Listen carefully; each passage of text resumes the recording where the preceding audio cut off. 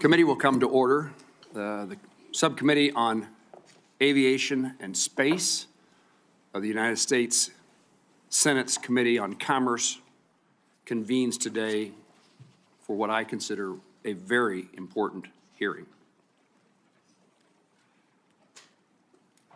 57 days ago, our nation witnessed the first major U.S. commercial passenger flight crash in nearly 16 years. Families had their loved ones taken from them in an instant. Children lost their parents, husbands lost their wives, a Kansas couple lost their daughter, and a rural community in our state called Kiowa lost a husband and wife, a pillar of the community, who were traveling to visit their daughter in college.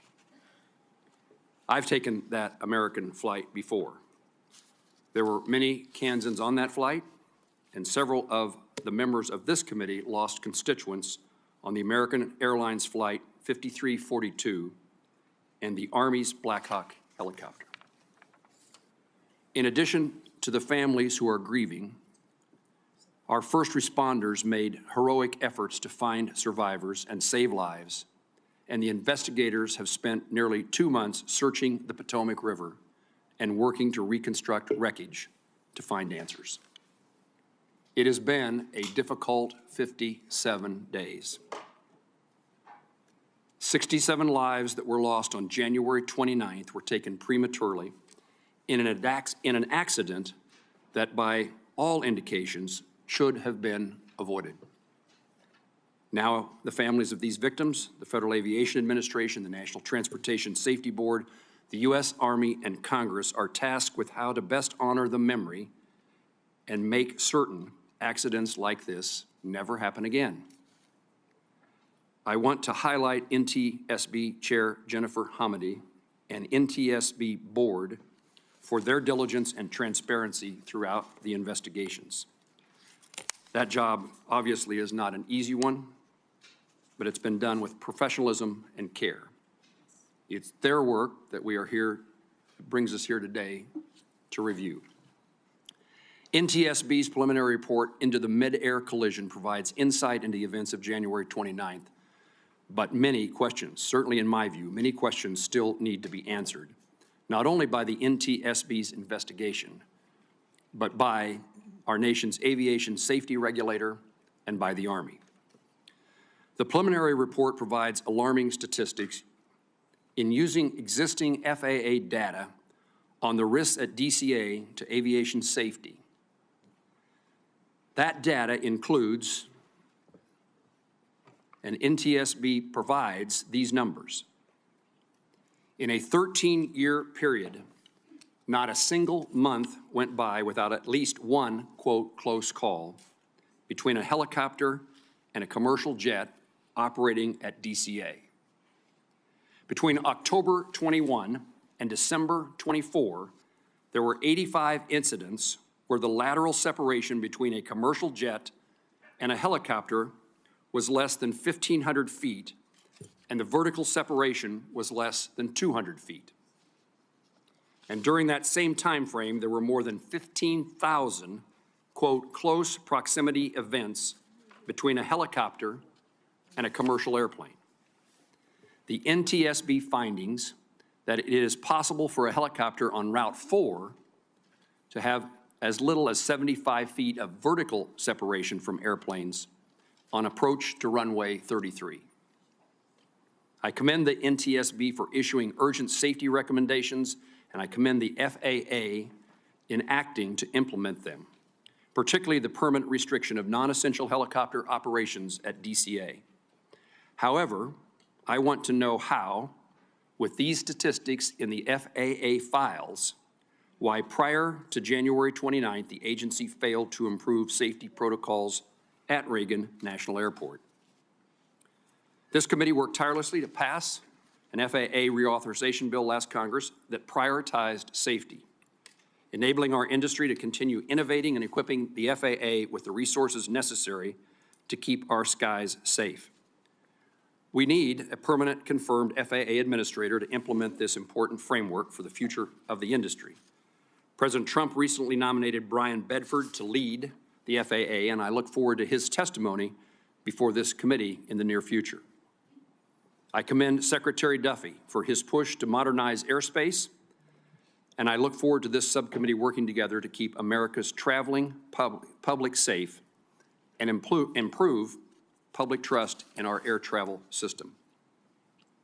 Demand for commercial aviation is expected to grow 4% each year over the next 2 decades, and along with new technology and commercial spacecraft entering our airspace. This will further place demands upon our airspace and require the tools and guidelines to ensure a safe airspace. American Airlines Flight 5342 and Priority Air Transport 25 carried innocent civilians, selfless service members, talented figure skaters, fathers and mothers, husbands and wives, sons and daughters. And while Congress' response to the January 29th ought to be deliberate and not executed in a knee-jerk fashion, Congress must make certain that this loss of life occurs never again. In this early investigation, we have many unresolved questions. Among those for me is, why was the ADSB out, not transmitting on the Black Hawk? Was it turned off or was there equipment malfunction? Why had precautions not been taken to mitigate the risk of collisions between commercial aircraft and rotor wing near DCA, the statistics I just described? What is the severity of this issue at other airports where combined traffic is also high? What explains the discrepancy between the altitude readings of the crew of the Black Hawk? Why did the Black Hawk's invalid pressure altitude data influence other systems that utilize this source? How the use of night vision goggles may have impacted the Black Hawk helicopter pilot's line of vision? And finally, how should the FAA evaluate combining duties of air traffic controllers? I'm appreciative for our witnesses being here today. I know they each take this circumstance seriously. I'm anxious to hear the discussion that they have with this committee. And the end result should be a better understanding, as well as working to identify and prevent tragedies today and into the future. I now recognize the ranking member of this subcommittee, Senator Duckworth, the senator from Illinois, for her opening remarks. Thank you, Chairman Moran, and thank you for your continued partnership on aviation safety issues. I enjoy being your partner on this subcommittee. And I want to thank both the chairman of the Commerce Committee and the ranking member for your work with us as well. I do want to extend, first and foremost, my condolences to the family members of the victims, some of whom are here with us today, both on the commercial airliner as well as the family members who lost the brave soldiers in the Black Hawk helicopter. These are folks who put on the colors of this great nation, committed themselves to defending this great nation, and were at their duty stations training to protect and defend us as they lost their lives. I also want to thank the first responders and everyone at NTSB for their tireless work to get us the answers that we all are looking for. There's a saying, and as many of you have heard it, our aviation regulations are written in blood. So we have an obligation to the victims to learn what went wrong and prevent a collision like this from ever happening again. As a former Black Hawk pilot myself, and I have flown helicopters out of very congested aircraft at Midway Airport. In fact, I commanded the Midway unit for a number of years. I know how challenging this type of mixed-use airspace can be. But a challenging airspace is no excuse. This should never have happened. This collision was horrendous, and it is heartbreaking. But it was not a surprise. Our alarm bells about potential collisions have been ringing for years. Coming out of the pandemic, we saw a frightening rise in close calls and an erosion of our aviation system's margin of safety. We've known for years that we need more air traffic controllers and more safety technology. The warnings have been clear, and in some cases, right here within this committee, and a bipartisan consensus on the need to upgrade the equipment and the need to train more air traffic controllers. In November 2023, we held a hearing on close calls. NTSB Chair Hamady testified, citing staffing shortages, fatigue, distraction, deviation from FAA regulations, and a lack of runway safety technology. And she warned, and I quote, The concerning uptick in such incidents is a clear warning sign that the U.S. aviation system is sharply strained. We cannot wait until a fatal accident forces action. We must act before there is a tragedy." End quote. Chairwoman, just sadly predictive of what's going to happen, and you said that in 2023. At the same hearing, the National Air Traffic Controller Association's president told us that staffing shortages were so bad that many air traffic controllers were working mandatory overtime, 6-day work weeks, and 10-hour days. He warned, and I quote, "Over the long term, this will continue to introduce unnecessary risk into the system," end quote. So we passed in a bipartisan way FAA reauthorization bill last year to help rebuild our aviation workforce and make critical investments in safety. The FAA is still implementing that new law, but clearly Congress has more work to do to shore up aviation safety in this great nation. In December of 2024, we held another hearing. The GAO told us that more than 75% of our aging air traffic control systems are unsustainable or potentially unsustainable. The deadly collision at DCA is not the only aviation safety incident so far this year. We've seen deadly crashes in Philadelphia and Alaska, a crash landing in Toronto that miraculously everyone survived, even after the aircraft flipped upside down. Earlier this month, we saw passengers standing on the wing of a 737 aircraft in Denver to escape a fire.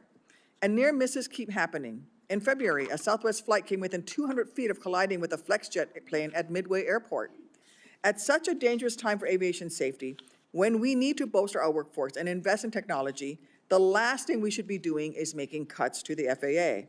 Yet 2 weeks after the DCA crash, the Trump administration began firing hundreds of FAA employees. I say all of this because it is important context we need to keep in mind during today's hearing. We need to understand what happened at DCA, but we also need to understand how this fits into a much larger threat to aviation safety. According to the NTSB, DCA had many close calls in recent years between October 2021 and December 2024. As the chairman has said, there were more than 15,000 instances of commercial aircraft coming close to rotary wing aircraft. 85 of those had a vertical separation of less than 200 feet.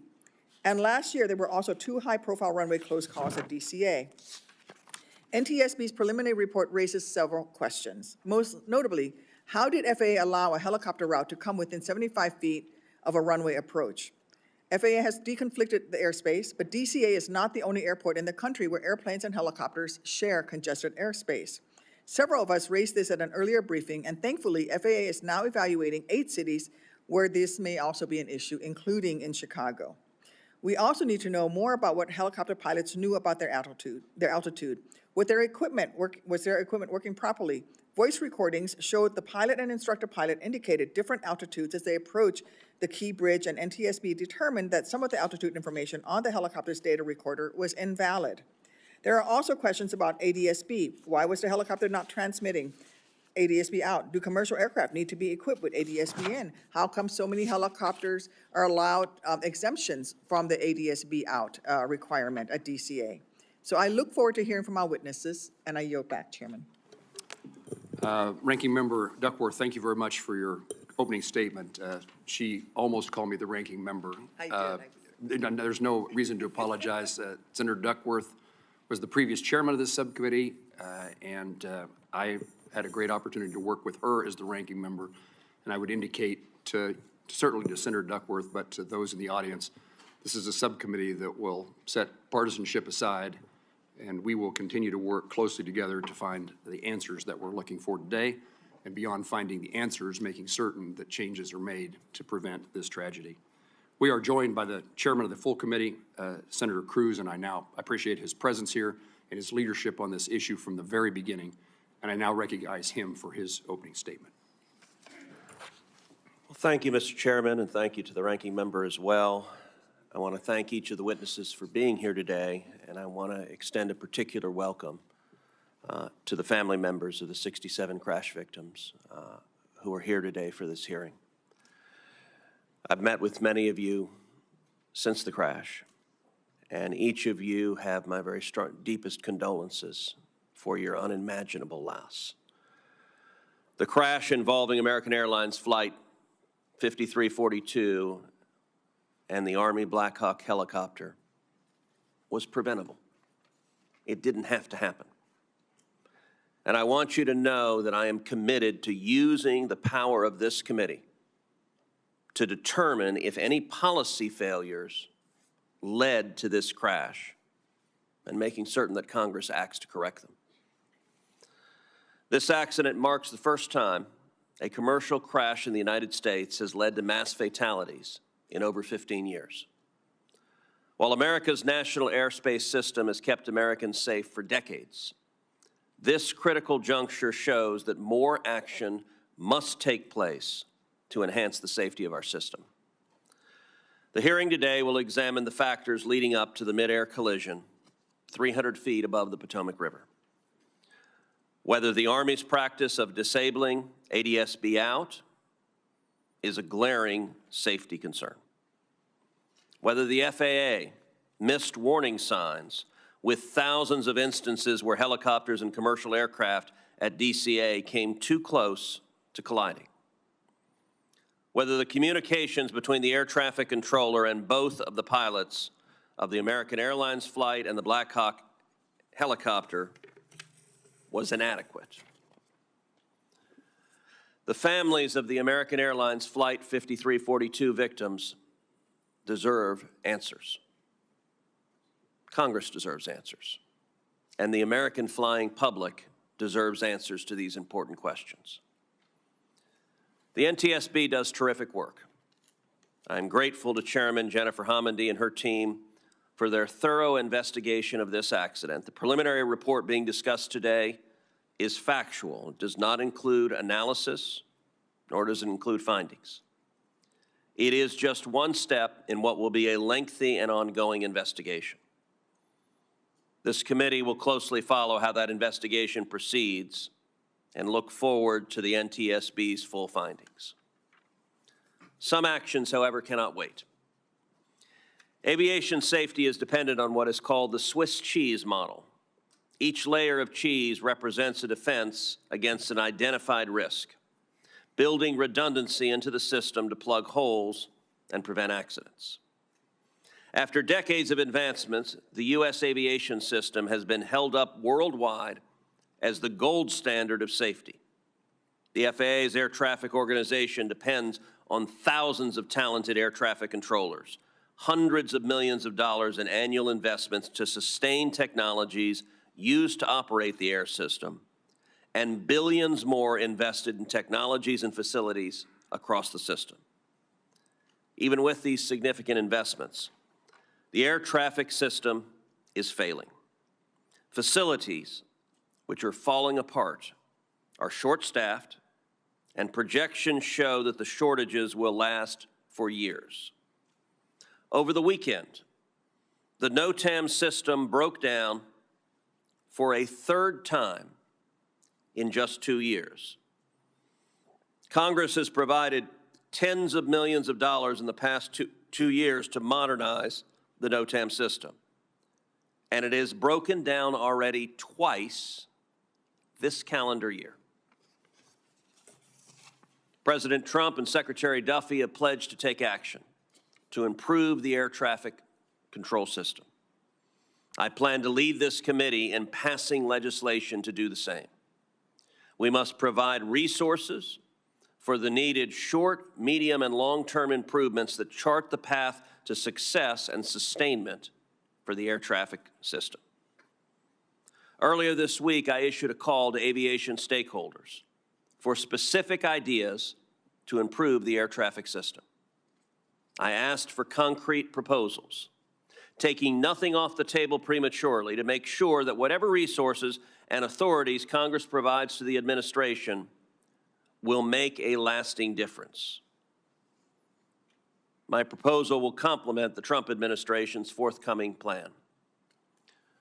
What the tragedy of Flight 5342 shows us is that it is never too early to act to improve aviation safety.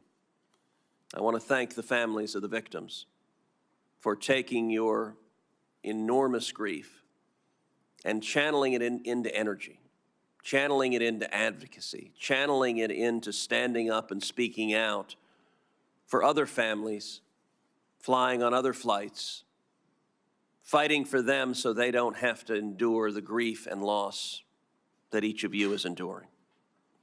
It is my hope that we can spend the coming months in the wake of this tragedy working seriously to plug safety gaps and to ensure that an accident of this magnitude never happens again. Thank you. Chairman Cruz, thank you for your opening remarks, your leadership today, and your leadership into the future. We now recognize the ranking member of the full committee, the senator from Washington State, Senator Cantwell. Thank you, Chairman Moran. Thank you, Ranking Member Duckworth. Thank you, Full Committee Chairman Cruz. We're here today to examine one of the most devastating accidents in U.S. history. With 67 lives lost on January 29th, we have a responsibility to not only understand what happened, but to fix it so that it never happens again. I want to recognize the families who are here with us today and express my condolences, but also my appreciation for the diligence that you now are demonstrating by being here today. Too much of aviation safety in the last several years have been left to the advocacies of families. We shouldn't have to rely on you. You should be able to mourn your losses. But we need you to continue to advocate for these important policies. I welcome NTSB Chair Jennifer Hamady, FAA Acting Administrator Chris Richelieu, and Brigadier General Matt Bramman, and who is the Director of Army Aviation. You're here to provide us an update on this collision and why a Black Hawk helicopter on a training flight collided with this American Airlines flight. As we seek answers, the NTSB's preliminary report has alarming facts. First, in the 3-year period leading up to the collision, commercial airplane and helicopters got within 400 feet of each other on 15,214 occasions, within 200 feet on 85 occasions. FAA's air traffic managers approve helicopter route charts annually, so that if the data raised questions about the safety of these routes, the ball clearly falls into the FAA's court as to whether to act on this data or make changes where the helicopters can fly in DCA. A helicopter at 200 feet would only have 75 vertical feet separation from an airplane approaching on runway 33. These findings reveal a very systemic issue that demand answers from our witnesses today. Acting Administrator Richelieu, I want to know, why did the FAA not act? Why did the FAA not act on 15,000 reports of dangerous proximity? How were these helicopter routes allowed to remain when alarm bells were literally going off in the towers? This lack of oversight must change. The Army Black Hawk helicopter was not transmitting what is known as ADS-B out signal, although we don't know why. What we do know is that the military told our colleagues, House Delegate Eleanor Holmes Norton in 2023, that the military operates 100% of its flights in the National Capital Region without this safety technology, 100% of the time. On March 7th, I wrote Secretary Hegseth about this issue for a response, asking to respond by March 21st. I've still heard nothing back. I do not like this silence. It's deafening. General Bramman, I have questions about these policies, especially given that the FAA's 2019 rule stating that the deactivation of the ADS-B out technology pursuant to an exemption was not to be routine. Well, the Holmes letter says that not only was it far from routine, 100% of the time operated with this exemption. Acting Administrator Richelieu, your agency gave government airspace users a loophole. What we want to know now is why this was allowed to continue if we had this data and information. And are there any other agencies that are acting with ADS-B out that we haven't addressed yet? The FAA rule needs to change. Chair Hamady, I will be asking you about ADS-B requirements. In 2010, the FAA said that it was premature to require this kind of equipment on operators. Yet, at the same time the FAA made that decision, just 2 years earlier, you wrote a letter saying, disagreeing with them, but saying that the conclusion stating the, quote, the equipage of aircraft with ADBS out in capacity will provide for an immediate substantial contribution to safety, especially during operations in and around airports. Why did we not listen? 15 years later, commercial aircraft are still not operating with this. If American Airlines regional jet had been equipped with this ADBS in, it would have been able to receive the Black Hawk's transmission, giving it a better intelligence on positioning. Tim Lilly, the father of the pilot from the commercial craft, who he himself is also a Black Hawk helicopter pilot, and his wife, Sherry, spent many years working at Gulfstream. They know a thing or two about aviation. They gave me a list of actions they hope Congress can take to improve safety. Mr. Chairman, we all need to work together on this critical safety legislation. Legislation to close the ADSB out loophole, require more commercial jets to have ADSB in capacity when operating near our nation's busiest airports, and have stronger information sharing between our military and civilian authorities. This isn't just about policy, it is about saving lives. To my colleagues, I hope that we can work together in a bipartisan fashion, since the FAA Reauthorization Act did require next-gen completion by 2025. We also directed the FAA to develop a plan for accelerating airline equipage with next-gen technologies, and authorized $17 billion through 2028 to modernize and replace the FAA ATC systems and infrastructure. So I do want to say, I do not believe in cutting the services, the benefits, or the training of our air traffic controllers. We need them, and we need them to do their job. I supported Senator Cruz's efforts to continue to advance more training centers to get more air traffic controllers trained. But now we need to learn this painful lesson. We need to make sure that we are preventing future accidents from happening. We must be unwavering in this effort. Thank you, Mr. Chairman, and I yield back. Ranking Member Cantwell, thank you for your opening statement. I'll now introduce our panelists who are here to testify. Our first witness is Jennifer, I'm sorry, I should put a title before you. Our first witness is Chairman Jennifer Hamady of the National Transportation Safety Board. The NTSB is an independent federal agency that investigates every civil aviation accident in the United States and significant events in other modes of transportation such as rail, transit, roadway, and pipeline. She has served as the chairwoman since 2021 and is a member of the NTSB board since 2018. Our second witness is Mr. Chris Rochelot, Acting Administrator of the Federal Aviation Administration. Mr. Rochelot has served at the FAA for more than 20 years in multiple roles, including as Deputy Associate Administrator for Aviation Safety.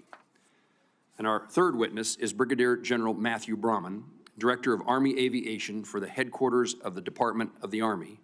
Throughout his service, General Brahman has deployed over 36 months supporting overseas contingency operations. And I thank you, General, for your service. I now recognize Chairman Jennifer Hamady to deliver her opening statement.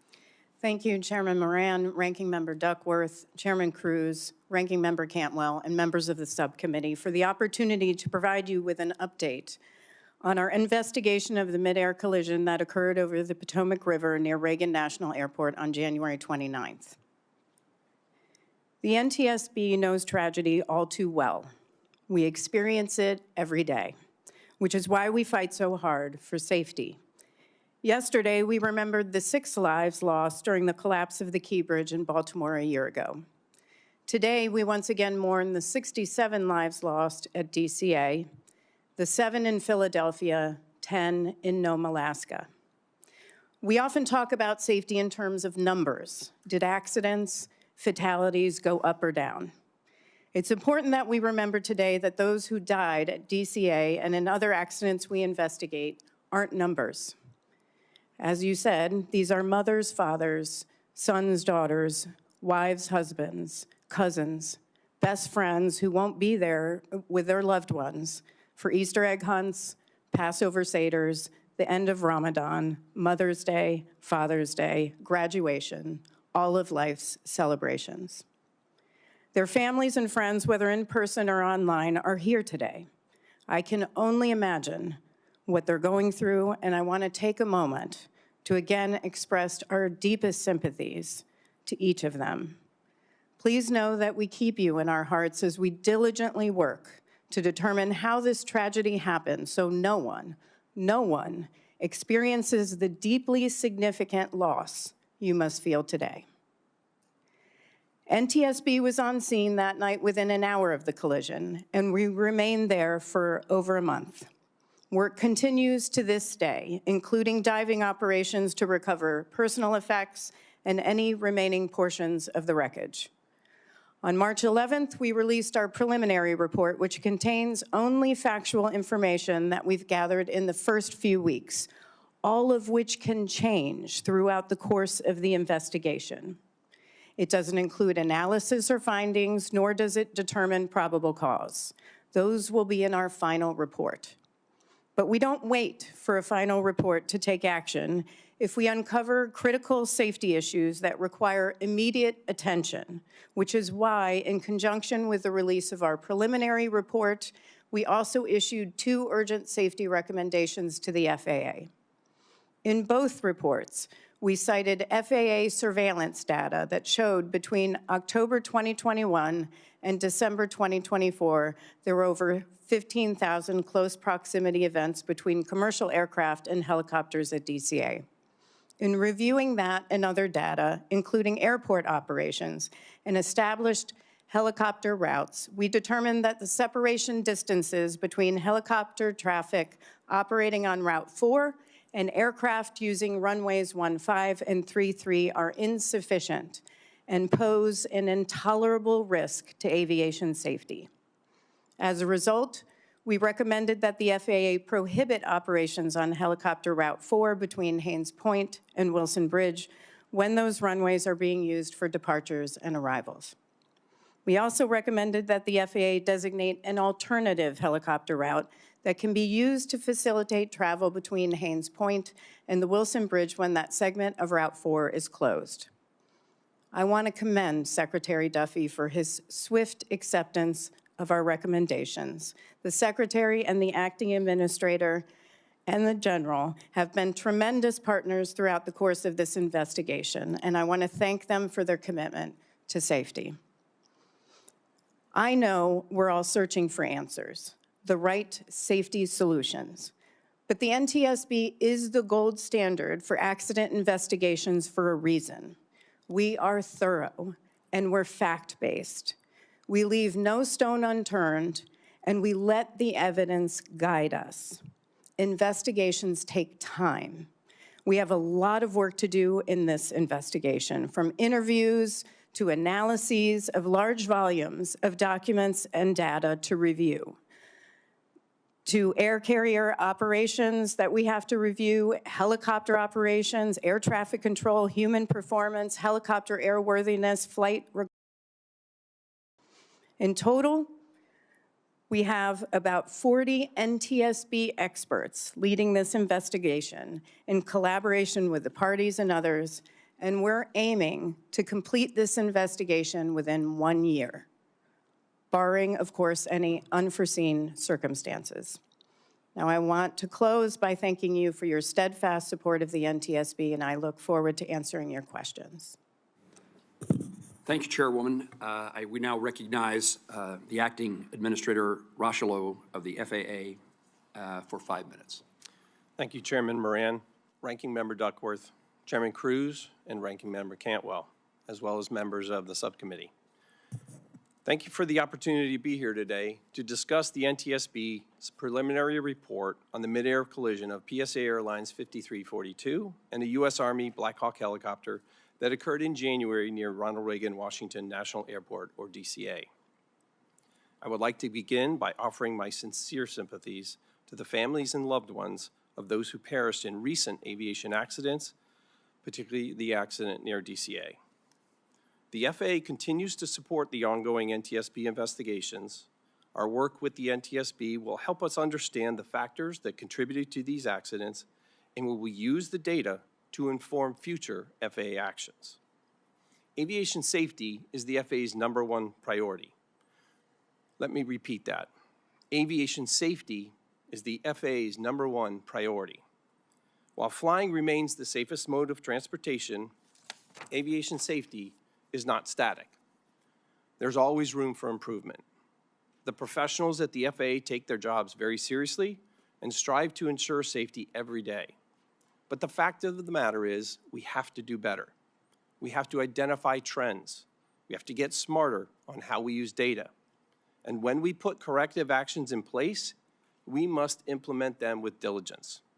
I want to thank Chair Hamady and the entire NTSB team for their dedication in their ongoing investigation.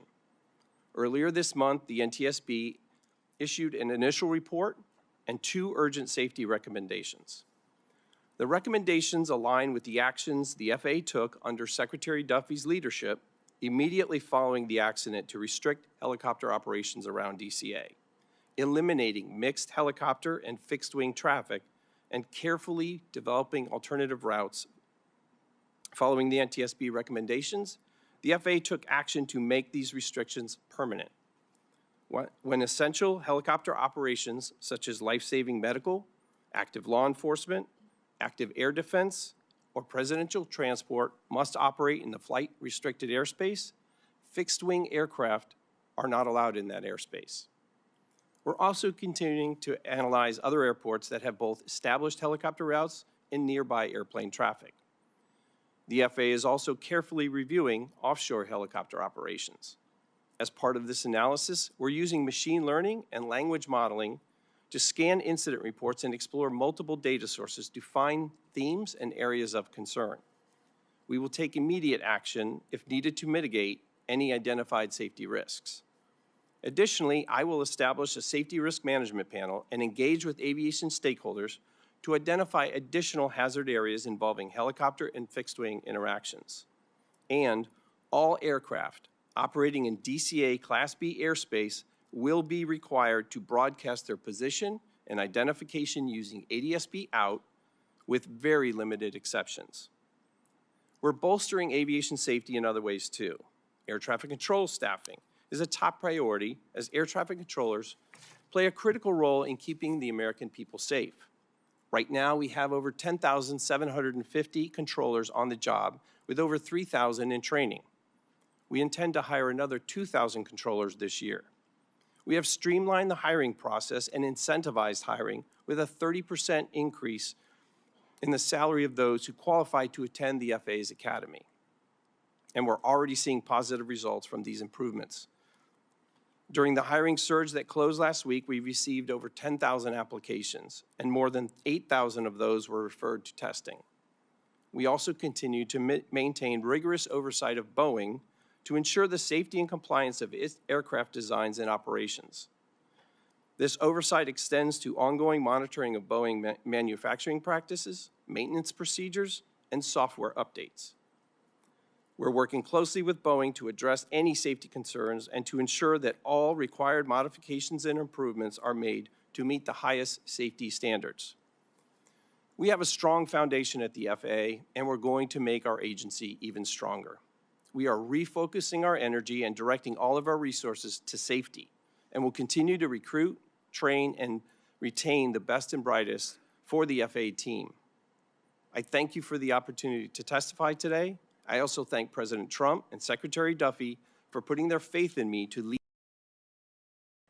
The work we do at the FAA isn't easy, but it's vitally important to the American people, and I'm proud to once again be part of the FAA team. I look forward to your questions. Thank you, sir. Recognize Brigadier General Matthew Brayman for his testimony. Thank you, Chairman Moran, Ranking Member Duckworth, Chairman Cruz, and Ranking Member Cantwell, and distinguished members of the committee. I appreciate the opportunity to come here before you today to speak about the midair collision that occurred between an Army Black Hawk helicopter with the call sign PAT-25 and American Airlines Flight 5342. First and foremost, on behalf of Army senior leaders and all of our soldiers, I want to pass my continued condolences to all those that are affected by this tragedy. I want to thank the professional work of our first responders and the federal, state, and local agencies that responded within minutes to the crash site and aided in the recovery. I want to thank Chairman Hamady and the NTSB for conducting a thorough investigation, facilitating a close and transparent relationship with the Army as we conduct our parallel investigations. The NTSB remains lead in the investigation, so I can't offer facts and recommendations at this time, but I can offer an Army perspective on the preliminary report and provide clarifying information on Army helicopter operations, and certainly can do that here in the Washington, D.C. area. For context, PAT 25's unit, the 12th Aviation Battalion, falls under the Army Aviation Brigade, or referred to as the TAB. And that unit has the mission to provide continuous, responsive aviation support to senior military and government leaders to enable continuity of government operations and defense support to civil authorities. The TAB is one of dozens of organizations, both civilian and military, that operates helicopters in the D.C. area. Our aircraft continue to meet all requirements to operate in the national airspace, in Class B airspace, and the helicopter routes in Washington, D.C., and they operate under positive control of flight services when within 30 nautical miles of DCA. PAT 25 was operating out of Davison Army Airfield at Fort Belvoir. The crew of 3 were fully qualified to fly in the local area. The pilot in command, CW2 Andrew Eaves, was an instructor pilot. The co-pilot, Captain Rebecca Lobach, was a qualified pilot in command as well, and the crew chief, Staff Sergeant Ryan O'Hara, was a standardization flight instructor. The night of 29 January, PAT 25 was conducting an annual proficiency and readiness test, or APART. And as part of that flight, was approved to operate at contingency locations associated with their directed mission. This has led to questions as to whether PAT 25 was transmitting automatic dependent surveillance broadcast out, or ADSB out. The specific status of both its operation and functionality is something that is under the investigation of the NTSB. The crew, however, was approved to operate with that capability off in accordance with Army policy. The aircraft transponder, however, was active with Mode 3 Alpha Charlie and Mode S when within the Class B airspace and was emitting all the required information to allow air traffic services and traffic collision avoidance systems to detect and track the aircraft. Army policy does not permit transponder off operations in the national airspace. They do not permit transponder off operations. There is certainly no shortage of speculation on potential causes of the accident. I understand well the desire for answers. As the Director of Army Aviation and a senior Army aviator, there is nothing more important to me than the capability, proficiency, and safety of our air crews and those whom they transport and support in defense of this nation. And I'm also personally invested in the safety of our commercial aviation enterprise, as I live with an airline pilot, and her safety and the safety of her passengers is paramount to me as well, which is why it is essential that we see this investigation through to its fruition so we can have well-informed, fact-based conclusions to make desired change when needed. But where prudent, the Army is not waiting to take action. Immediately after the accident, the 12th Aviation Battalion paused all operations. They've only recently resumed flights and only outside the 7 nautical mile radius of DCA, with the exception of flights directly supporting the Secretary of Defense and the Chairman of the Joint Chiefs, and that remains true today. The Army continues to fully comply with all FAA restrictions on helicopter traffic over the Potomac River near DCA. The Army is actively participating, along with other military services and agencies, with an FAA-led working group to redesign the Route 4 helicopter corridor as recommended by the NTSB in its preliminary report. We've also issued interim guidance to elevate the approval authority to operate ADSB off. The Army is fully committed to a transparent and collaborative review of the events of 29 January and of all operations in the vicinity of DCA. We support any and all efforts to ensure a tragedy such as this never occurs again. Thank you for the opportunity to appear before this committee, and I look forward to answering your questions. Thank you, General. Let me begin by asking witnesses questions, and then we'll alternate between Republicans and Democrats based upon time of arrival after the leadership of the committee has their opportunity to ask their questions. Chair Hamady, let me begin with you. First of all, I am interested in learning about the occurrences that have been described. I described in my opening statement about near misses and occurrences, TCAS advisories that occurred on numerous occasions over a long period of time. And what I hope you, and I will ask the administrator of the FAA these questions, but I would like to know, what did people know? When did they know it? And why didn't someone do something about it? In asking you about this topic, is the information that is collected by the FAA, that's where these statistics that we've each mentioned, that's where they come from. Is that true?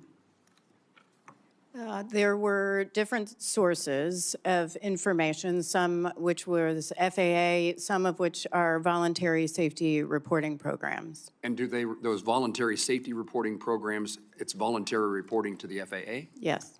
So, I want Yes. to give you a chance. Yep. Okay, yes. So the information that has been described here about those events over a long period of time is housed and utilized by you, but housed at the FAA. I believe through a contractor, but yes. And do you know at this point whether that information was reviewed in a regular manner? Have you investigated why information that seems so important didn't result in changes in policy, rules, or regulations? I don't know why. What I will say is this was a data request, came from a data request from the NTSB. We made that with the FAA and received information from the Aviation Safety Action Program, ASAP, from ATSAP, which is air traffic control, from mandatory occurrence reports, and we also received information from FAA surveillance data from radar. But this was a request from us, and that resulted in our evaluation of that data and our urgent safety recommendations. It is, I don't know if the FAA pulled that data themselves at any point, and I'd have to defer to the acting administrator on that. That information was so valuable, so important, so critical, that that's the reason you asked for the immediate changes in safety regulations, true? Yes, and there does seem to be an issue with identifying emerging trends and looking at, there's a lot of data going to FAA, and taking that data and looking at trends and not specific issues, I think is something not only the IG has raised, but others have raised, even the acting administrator has raised about having to do a better job with analyzing those trends. But it's key, because if we can get it after an accident occurs, what's key is getting it before and preventing it. This is the wake-up call that suggests whether changes need to be made, true? Correct. Administrator, I'm interested in asking you the same series of questions. What did the FAA know prior to this accident? When did they know it? And why wasn't some action taken to encourage and in fact increase the safety, particularly at an airport like DCA and maybe others, and the proximity between helicopter and commercial air service traffic? Yes, sir. So I'm very concerned about what we've learned in the subsequent investigation, both from the NTSB as well as our own reviews that we immediately took. Was missed. I would say immediately after the event, we took the action, again, I referenced earlier, with Undersecretary Duffy's leadership, to restrict air traffic in that area, to ensure there was no helicopter traffic, as well as fixed wing. My question is, what did not happen at the FAA that would have highlighted this problem earlier, at the time in which this information is acquired by the FAA, but apparently not looked at until the accident? So the actual process by which, there's an ongoing review all the time of the data that is available. As the chair mentioned, there's millions of pieces of data that come in, and I would tell you that we have verified every single near midair collision was investigated, but there are certainly those instances where the information itself was not identified, and that's why we've put artificial intelligence and machine learning in place now to ensure that we're able to go through millions and millions, tens of millions of pieces of data to identify those trends and act quickly to mitigate those risks. There's no question but what, had this information been utilized by the FAA or others, that steps could have been taken to make certain that flying, particularly again in the circumstance of helicopters and commercial aviation at a place like Reagan National Airport, there would have been an opportunity to do something had that information actually been known and acted on. Yes, True? sir. That True? is correct. Thank you. Senator Duckworth. Thank you, Mr. Chairman. Following up on the chairman's questions, which is also my first question, Mr. Rushlow, can you tell me if this new methodology using the AI or whatever other methodology you're using to look at the aggregate data is being applied to other airports where there is close helicopter traffic in proximity to landing aircraft? Commissioner? Yes, Senator, it is. We have 10 locations around the United States, including Alaska, Anchorage, that we're looking through right now, what we are referring to as hotspots, to look at similar trends, similar activities as it relates to fixed wing and helicopter operations. Is this methodology of reviewing aggregate data going to be applied nationwide, not just in this particular area, but to look at the overall trends of near misses at other airports, not just between fixed wing and rotary wing? Yes, ma'am. So there are 3 activities going on right now. First, the hotspots I referred to. Second is kind of a nationwide use of this review and use of this new capability that we've just admitted. And then, of course, the ongoing analysis and how we're doing that with our industry partners as well as the military. Thank you. According to NTSB, between, as we've said, between October 2021 and December 2024, there were more than 15,000 instances of commercial aircraft coming close to helicopters. 85 of those had a vertical separation of less than 200 feet. General Brayman, do you know how many of those 85 close calls involved Army helicopters? Ranking Member Duckworth, we do not. Can you tell me why that is? That data in those databases is currently not shared, but certainly the Army is interested in becoming part of an opportunity to share data because that's relevant to our safety as well. Mr. Rushlow, will the FAA commit to sharing that data with the Army? Yes, ma'am, we will. Thank you. We've also asked for that information, and we're going to share it as part of our investigation with all the parties. And I think this needs to be ongoing into the future so that especially the military aircraft that are flying within rotary wing close vicinity, these folks should be getting this data, and we can do that moving forward. Administrator Rushlow, will FAA, or I've already asked that, General Brayman, can you explain the Army's rationale for its policy that gives commanders discretion to determine how many crew chiefs are needed for a particular mission? I think it's important. I don't think that the civilian population understands the extent to which the Army does risk assessment and risk mitigation and risk analysis and that process. I think would be important. And how are you going to be implementing that process moving forward? Thank you, Ranking Member Duckworth. I realize that I have broad authority as the Army aviation regulation proponent to direct how every aircraft and every operator conducts their mission. But the reality is, and I'm not afraid to take that authority and use it when appropriate, the reality is the best individuals we have to assess the risk of every single flight are our unit commanders because we hold them responsible. They have the authority, the responsibility, and we hold them responsible to take any mission that they authorize, look at the factors involved, understand the people assigned to their organization, and adapt that crew to meet those requirements. And certainly that is something that will be looked at in this investigation. Do we do that? And we will hold commanders accountable if they fail to uphold that responsibility. Can you speak to if a risk assessment for a particular mission comes in at medium or high risk, how the approval authority of that changes? Because you mentioned the approval authority for the DCA area has been raised higher for ADSB out, correct? Yeah, yes, Senator. So all missions go through an initial approval process. So a commander has to authorize a reason for an aircraft to fly. At the completion of that authorization, the crew then assesses all the risks associated, known and expected risks associated with the mission they've been tasked to do. That discussion involves a third party, a senior officer or senior aviator within the organization that then assesses that risk and directs the crew to make any changes to mitigate anything that either that briefing officer understands based on their experience. And then when those things are implemented, it goes back to a commander who must authorize every single flight. So in the occurrence of things like ADSB out operations, that authority resides with a medium risk authority. So a battalion commander must approve that mission in particular. And in this case, the policy allowed that to be delegated down to a company commander.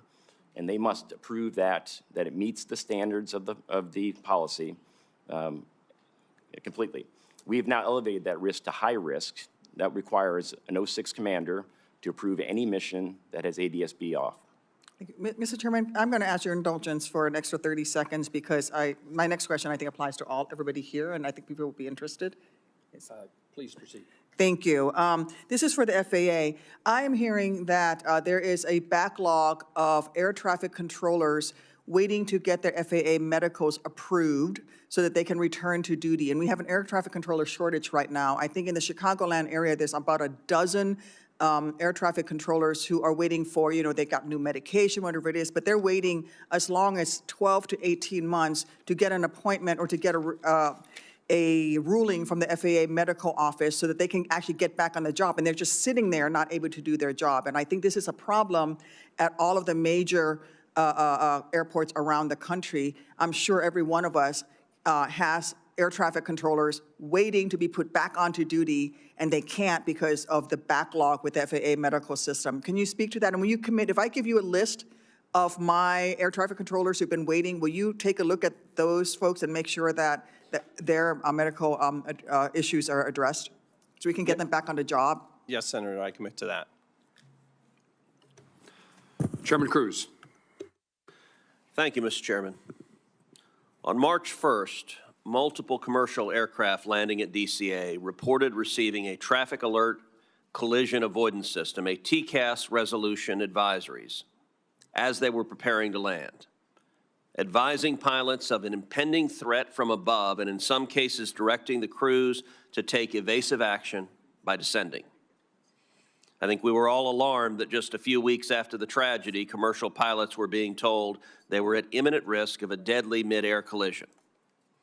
It's now come to my attention that these warnings were caused by the Secret Service and the U.S. Navy improperly testing counter-drone technology at DCA. Apparently, the Navy was using the same spectrum band as TCAS, causing the interference and faulty resolution advisories, even though the FAA had previously warned the Navy and the Secret Service against using that specific spectrum band due to interference risks. Acting Administrator Rocheleau, is that correct? Yes, sir, that's correct. Let me just say this deeply disturbing that just a month after 67 people died while on approach to DCA, that the Secret Service and Pentagon would inadvertently cause multiple flights to receive urgent cockpit alerts recommending evasive action. It is inappropriate for such testing to occur at DCA given the facts of what occurred. And I expect this committee to investigate why precisely that happened. General Brayman, I want to turn to your testimony. On March 11th, Chairman Moran and I sent you a letter asking a series of very specific questions. This week, the Army responded with a one-page information paper. However, there were specific questions in the letter that were not answered. I want to turn to them now. We asked you specifically, how frequently does the Army turn off ADSB out transmission? Chairman Cruz, as I stated in the discussion about how we approve the missions, a mission would have to fall into the category as defined in the federal regulation and Army policy. It must be It must have national security implications and be sensitive in nature to be able to do that mission. General, you're not answering my question. My question is, how frequently is ADSB out turned off? I wasn't asking what the standard is. I was asking the frequency. I can take the number for record, Senator, but I can tell you the types of missions, and the majority of the missions they fly are missions associated with that national security mission. Is it accurate that ADSB out is turned off for 100% of missions flown by the Army Air Brigade at Fort Belvoir? Senator, I think you're referring to the June 8th letter from the Joint Staff to Representative Norton. In the context of missions, meaning the things, the operations that the 12th Aviation supports in their mission requirements, I would say that's an accurate statement. I would not say that's an accurate statement of 100% of the flights being flown by that organization. Okay, so I want to understand what you mean by missions. Does missions capture training flights? Only training flights that would have been operating in a location that's sensitive as part of their continuity of government operations. Well, that would be all of them around DCA, is that correct? Only specific sites that are part of that continuity of government operation. In your one-pager, you said 75% of the flights are mission rehearsal readiness flights. Are those operated with ADSB out? They are, Senator, yes. So right now, today, the Army is flying helicopters in and around DCA Airport with ADSB out turned off. Is that correct? When conducting their NORTHCOM directed mission, that is correct. I have to say I find that shocking and deeply unacceptable. And I want to encourage the Army right now to revisit that policy and to revisit that policy today. And I can tell you, if the Army chooses not to, I have a high level of confidence that Congress will pass legislation mandating that you revisit the policy. If today another accident occurs over DCA with another helicopter that had ADSB out turned off, the Army will have very direct responsibility for that. And I am at a loss to come up with any justification for risking the lives of the traveling public with that decision. You can't change the decisions made yesterday, but you can change decisions made forward. Now, it's my understanding the Army has a memo, August 9th, 2024, entitled ADSB Out Off Operations in the National Airspace. My staff requested that memo from you, and my understanding is your team declined to provide it. That is also unacceptable. I want to ask you at this hearing, will you commit to providing that memo to this committee? Senator, I'll commit to reviewing the information and getting what we can to you. Absolutely. That answer needs to be a yes, that you will provide that memo to this committee. Senator, we'll review that and we'll look at the ability to give it to the committee. Absolutely. If it is not provided to this committee within 24 hours, I am confident that you will have a senior commanding officer give you a direct order to provide that that memo to this committee. And I just want to underscore, there's no reason the Army has to wait for the conclusion of the NTSB report to revisit your policy on ADSB out. You can do so right now. And I got to tell you, I spent this morning looking in the eyes of family members who lost family members. I don't know how I would do it tomorrow to another room of family members who lost loved ones because yet another helicopter was flying with ADSB out. And so I cannot urge you more strongly, change that policy right now. Senator Cantwell.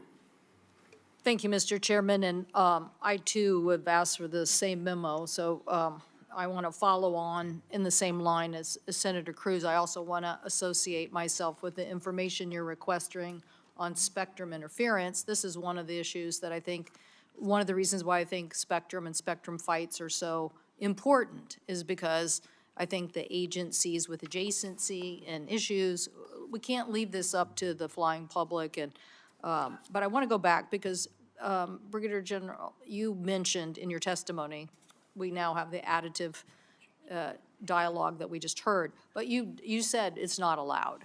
You're saying it's not allowed. ADBS out was not allowed. That's what you said earlier. Is that in your testimony? In addition to the Holmes letter, you basically stated that using ADBS out, it's not like it was it was not allowed. Army policy is ADSB out is not to be used for routine use. Okay, so, acting administrator, did you know this? Did the FAA know this? Did the FAA know and understand and absorb this? Did you know that you were allowing a flight to go within 75 feet of each other and there was no signaling message that we have already identified as a safety measure is something that we have had as a requirement?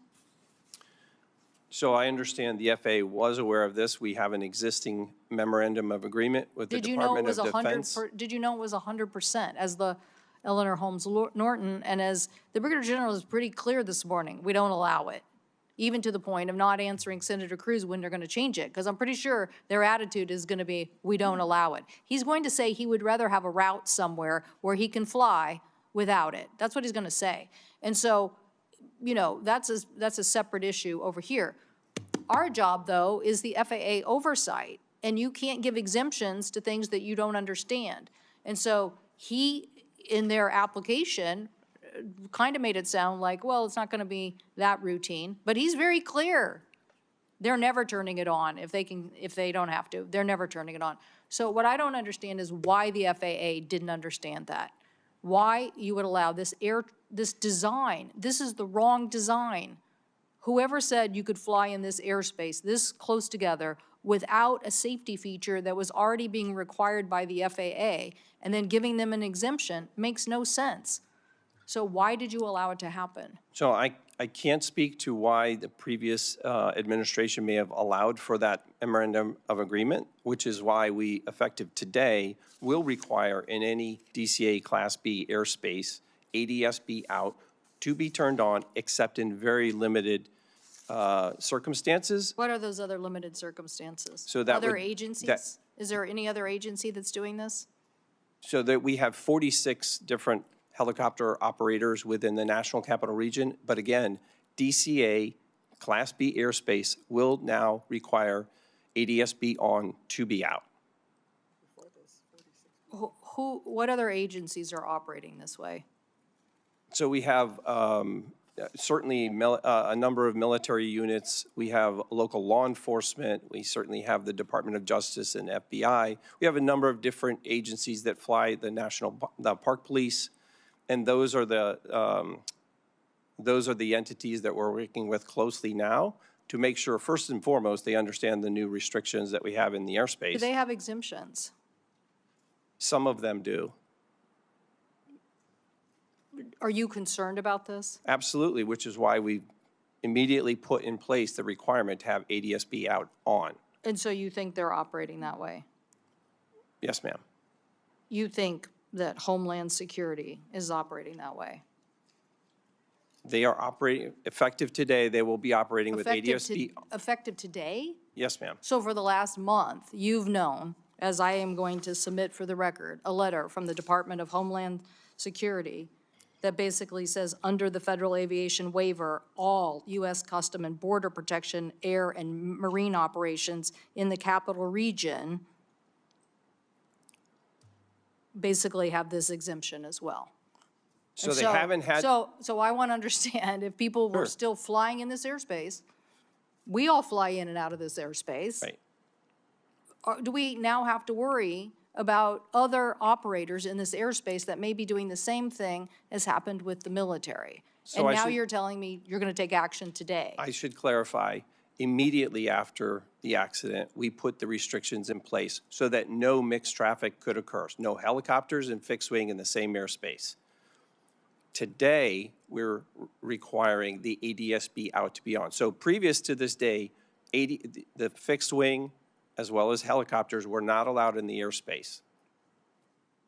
So we cleared the complexity of that airspace. Now today, you're going to say to Homeland Security, you have to have ADBS, basically, the automatic surveillance broadcast system has to be on. You're going to make that today. That's correct. Well, I For would. any of the Class B airspace that you can see in the graphic, in that red airspace, that's required. Acting Administrator, you're not building faith in this system of oversight of the FAA if you're telling me that we now have a bunch of other operators in this airspace that you now said after the accident were prohibited, but now you're going to turn them back on, and if they meet this requirement. And we have letters from them thinking that they're exempted. I want to see this rule. This would have been a great debate with Mr. Bradbury before the committee, because the American people, these poor families have lost loved ones. This is not their day job. It is your day job. It is the day job of the FAA not to allow these exemptions to become prolific and everybody use them, and then us have to sit here and figure out how to do our oversight job of you to make sure that these details are exposed, when we can't even get a memo from some of these agencies. So, Mr. Chairman, I know my time has expired, but I will come for a second round with the witnesses, because I think it's clear. The NTSB has been very clear on the requirements for ADSB in, and in this case, if they would have listened to them, it's $40,000 to equip, $20,000 to equip one plane. You could probably equip the whole fleet of aviation for $100 million. I guarantee you their lives, the family lives, are worth that. Thank you, Mr. Chairman. Before recognizing Senator Budd, does the FAA, Mr. Rushlow, does it have the authority to supersede the operations of the Army and these other agencies in the airspace around airports? We haven't gotten the Army to say they're going to do this with their own policy, but you say you're mandating it. Do we know that the Army and others have to follow your mandate?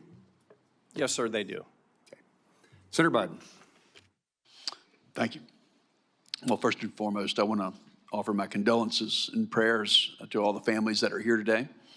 I'm saddened that so many North Carolinians were lost in this accident, including Captain Rebecca Lobach and the 4 members of 5342's Charlotte-based flight crew. Samuel Lilly, Jonathan Campos, Denasia Elder, and Ian Epstein. Senator Moran, I'm sorry for the loss of so many Kansans as well in this incident, and I want to thank you for organizing this hearing. Chair Hominy, thanks for your work so far. On page 9 of the preliminary report, it states that the MPFR, the multi-purpose flight recorder's reading for pressure altitude conflicted with other altitudes readings. Ultimately, this conflict led your team to invalidate the pressure altitude reading provided by the recorder. Can you provide any details on the differing altitude readings? And do you have any update on whether this conflicting data was limited to the MPFR or if that was provided to the flight crew and perhaps was a confusing factor? We are still looking into that and doing some testing. What I will say is the pressure altitude was determined invalid on the Black Hawk because we would expect that to be somewhat similar to the CRJ, but it was much lower. So we determined that that was invalid and it couldn't be used to calculate the barometric altitude. We would need 2 sets of data, which is pressure altitude and barometric pressure setting. We had the pressure setting. We don't have the pressure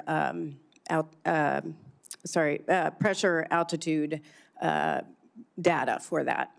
So we can't, we were not able to determine from that what the barometric altitude was of the Black Hawk. However, we are looking at other data. Okay, thank you. General Brahman, PAT 25 was operating out of Davison Army Airfield on a pilot annual standardization mission at the time of the collision.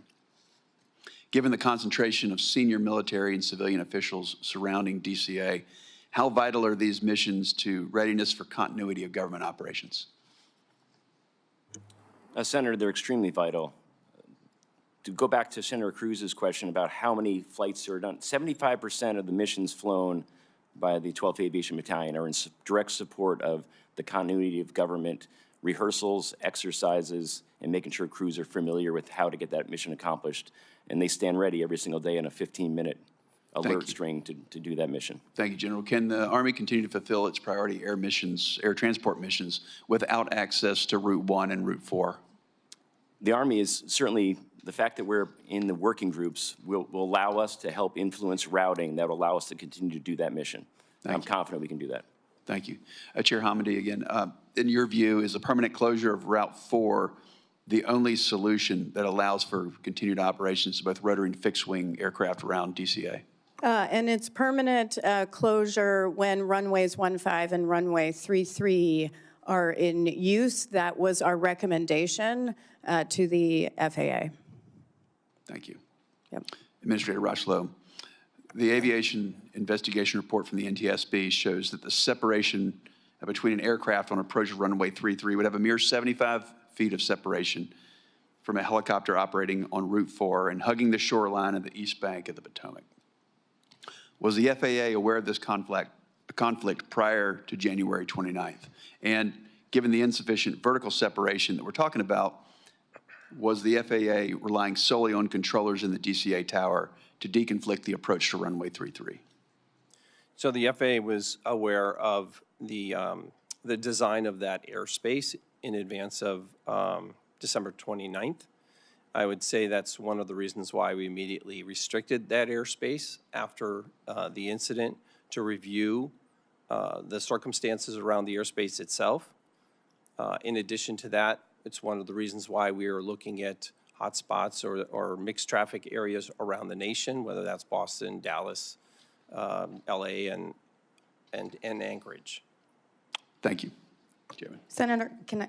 Please. There is a DC helicopter working group that we have been trying to figure out who is part of the working group and get minutes and get documents from that working group to see what information was shared and what was discussed over the years. We have not been able to attain that yet, and I hope we can from FAA and others. Are you a part of that working group? We are not part of that working group. But you have access to it, and they are willing to provide what they find. We have requested information. We have not even been able to identify who is part of the working group firmly and get documents as part of that working group. We've requested all of that information because we do want to evaluate what was discussed. We're also going to interview the FAA cartographers on how this route was mapped because that 75 feet is max. That is the maximum. It goes down from there as the glide slope comes down to, as commercial aircraft approach runway 33. Thank you. So let me see if I can help Senator Hamady, Chairman Hamady. That's a very hard job, no. You are very good at public relations with senators, that we recognize the challenges you face. So do either one of you belong to this working group? Does the Army or the FAA participate? And can you answer that so the NTSB can pursue information? I mean, the FAA, it's the FAA's working group. It's the FAA's working group. All right. Mr. Rocheleau, what's the problem? I'm happy to work with the chair. We've been working extremely closely together on this investigation, and I'm happy to work with the chair and understand why she hasn't received that information and make sure we follow up on that. Can you think of any reason that NTSB shouldn't be a part of that information? Off the top of my head, I can't. I don't know why they would be restricted in that, and I certainly will talk to my folks when we get back. Thank you. Yes, sir. Chairman, should we ask is the Army part of this working group as well? The Army is part of the working group. Yes, Senator. There are apparently 17 entities that are part of the working group. We just haven't been able to verify who all the entities are. Surely the FAA is in charge, and they can help you. Surely I would have been happy to understand that before today and work General, with you the know any chair. reasons that the working group's efforts can't be known by NTSB? Absolutely not. Thank you. Let me follow up. Mr. Rocheleau indicated that the FAA does have the authority to require ATSB out. Do you agree with that assessment that the FAA can make this decision and if you don't follow the FAA policies, then you're precluded from the airspace? Chairman, the Army operates 100% under FAA authority. Very good. And let me turn to the perhaps the next steps or new information, and to this I'll go to Chair Hamady. Since the report that we're discussing here today is 2 weeks old, what has transpired, if anything, in those 2 weeks? Have you discovered any new and relevant information that you can share with us? Where would you like me to begin? One thing I can say on ADSB out, off, that's policy of the Army, but we are also still looking at installation programming and potential for equipment malfunction. And the reason I mention this is because the accident helicopter, for this accident helicopter, no ADSB data had been received from an FAA ground station for 730 days prior to the accident. And that was abnormal. So we began looking at the fleet for the battalion. The battalion had 25 helicopters. That includes this particular helicopter. 9 of them were Mike models, and all were transmitting ADSB out when they were turned on, because we have to verify that it's working. There were 16 Limas, including the accident helicopter, which we're still looking at, but 7 were transmitting when ADSB out was turned on. 8 were not, and stopped doing so sometime between May and November 2023. We don't know why.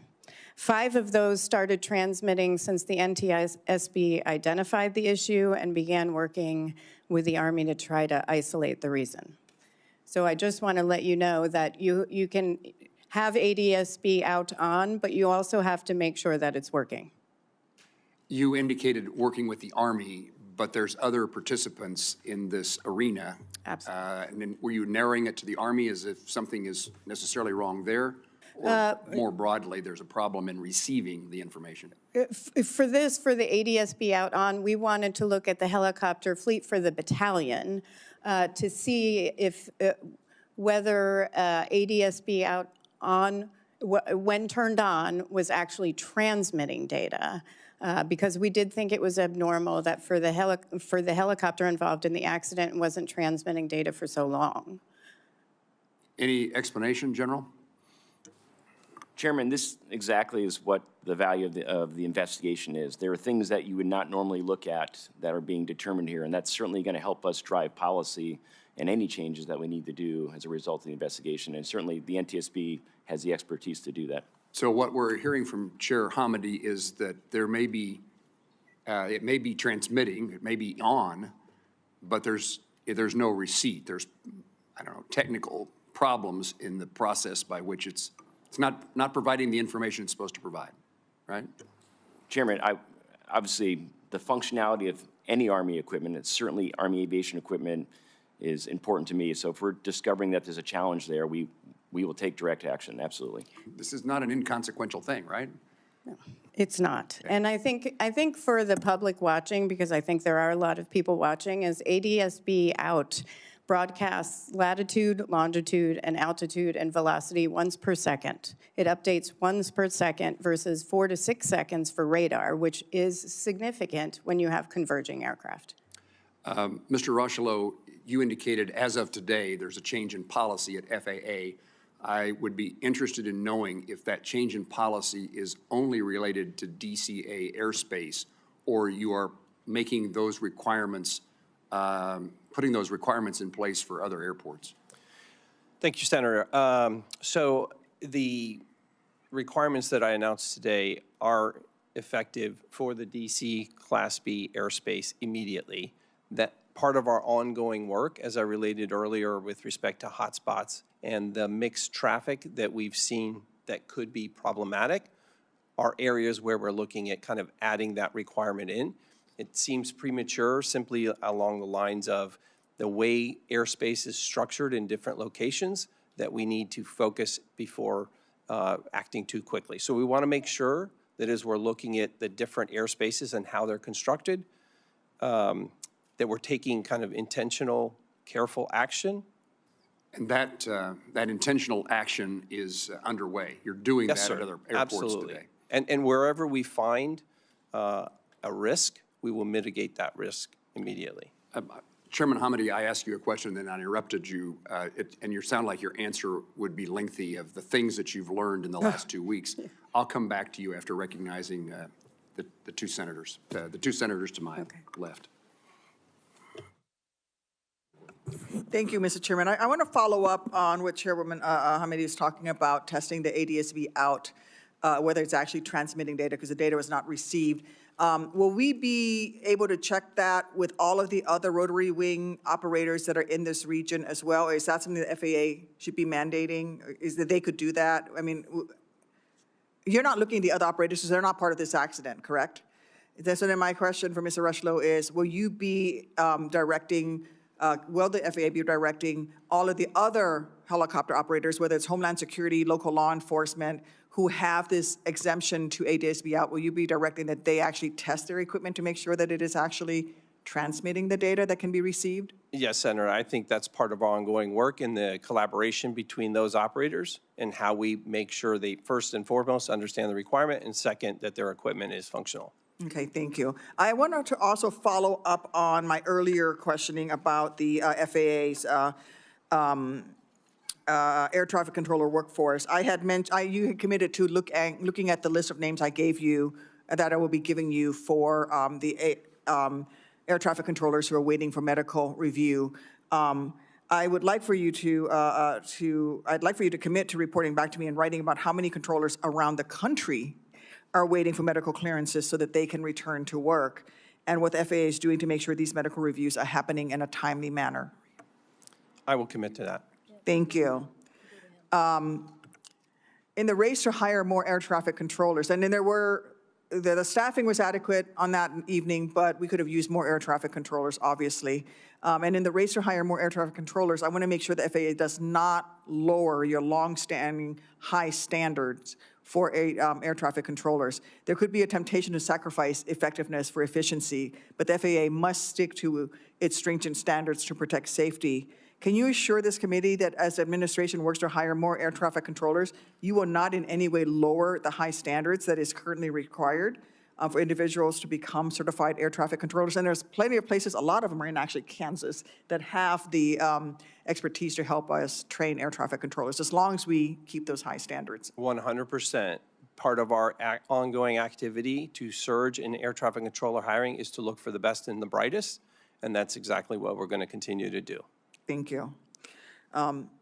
You're back, Mr. Chair. To follow up on Senator Duckworth, you should look to Kansas, and we'd welcome you.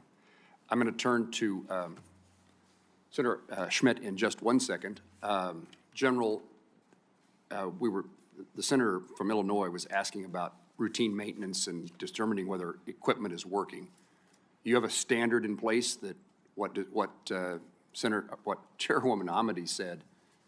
It doesn't make sense to me that you wouldn't know there were problems with the transmission or the equipment. Do you have a protocol in place and that equipment inspected on a continuing basis? Certainly, Chairman, with general aviation operations, we have protocols for the status of aircraft. I will have to get back to you and take it for the record on what the protocol is to ensure that ADSB out transmissions outside of the aircraft are being received. That's something I'll have to look on. How do we do that? And whether protocol is being followed? Absolutely. Thank you. Senator Schmidt. Thank you, Mr. Chairman. And my friend from Illinois would agree. I certainly don't want to see us reduce standards. I guess, and following in that same spirit, with Mr. Rochlow, can you commit that no hiring decisions will be made based on race? Yes, sir. Again, we're looking for the best and the brightest, and we're prioritizing those who are best qualified. Because as you know, there's a lawsuit by about 1,000 folks who are claiming that they didn't get a job because of their race, the FAA. We're all about making sure the best and the brightest are there, and we do that through a Great to testing hear. mechanism. That's great to hear. I did want to ask, General, and again, I apologize if this has been asked before. They're running us in and out of here, different committee hearings, armed services. I did want to ask, this was a very strong crew in the Black Hawk. Is it typical, or I guess, is it a problem? Is it typical and is it a problem to have someone who was a lower rank as this is my understanding, that the evaluator was a lower rank than the pilot? Is that a typical situation? Is that problematic? Is that not a problem? Do you think it contributed in any way? I just wanted to get your assessment.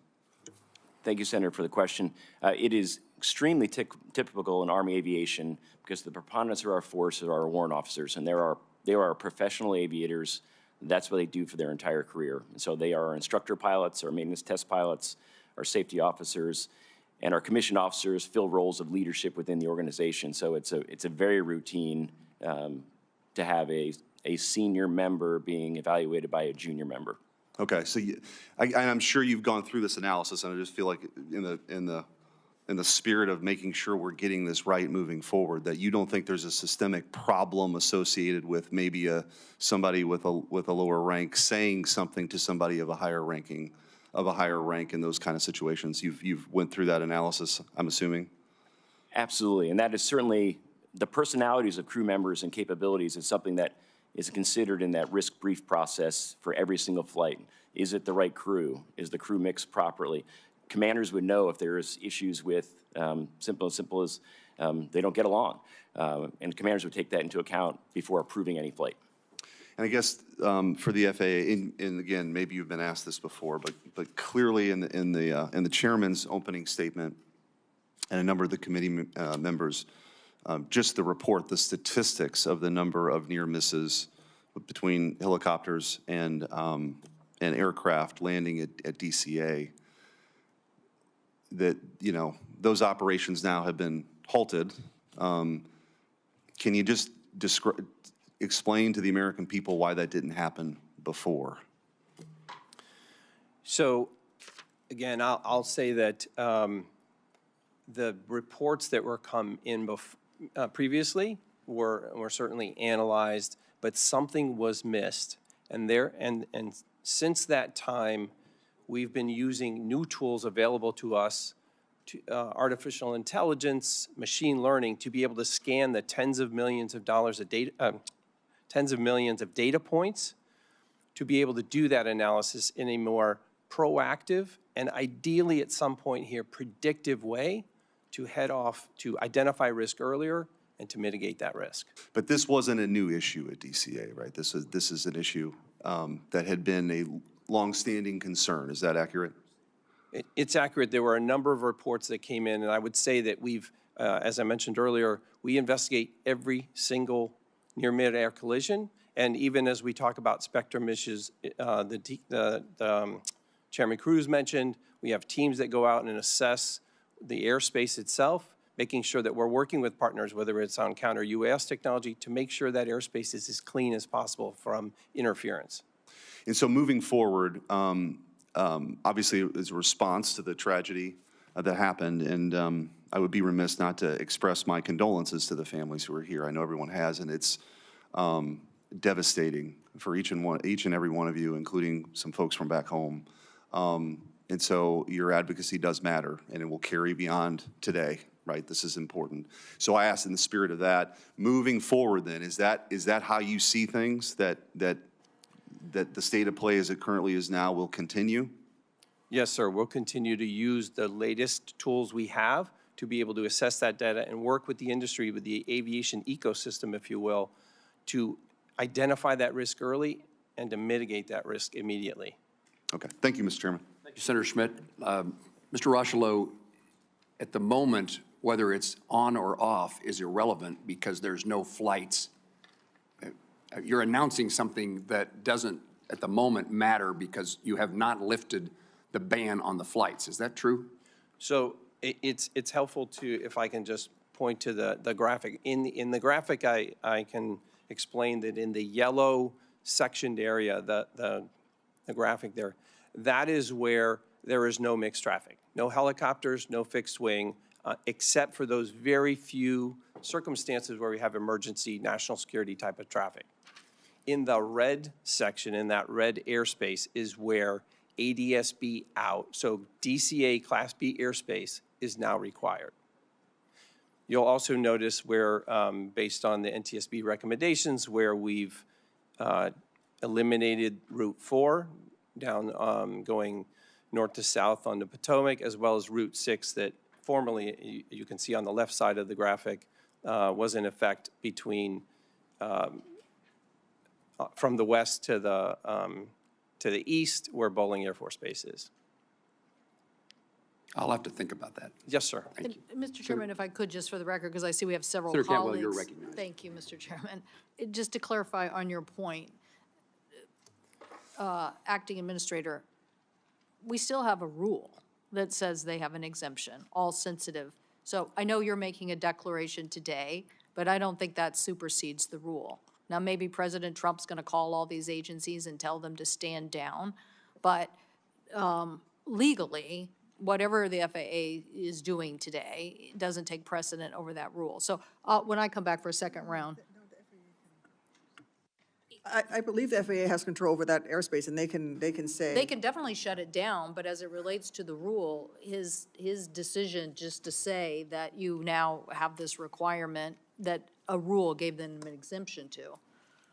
I think he can issue an emergency directive. Is that correct? So it's the agreement we have in place with the helicopter operations that fly without ADSB out is an actual memorandum of agreement. It is not a formal rule. So it's an agreement we have with the Department of Defense and the other helicopter operators in the DC area. And we can get a copy of that, the MOU? Thank you. Senator Hickenlooper. Senator Hickenlooper. Thank you, Mr. Chair. Mr.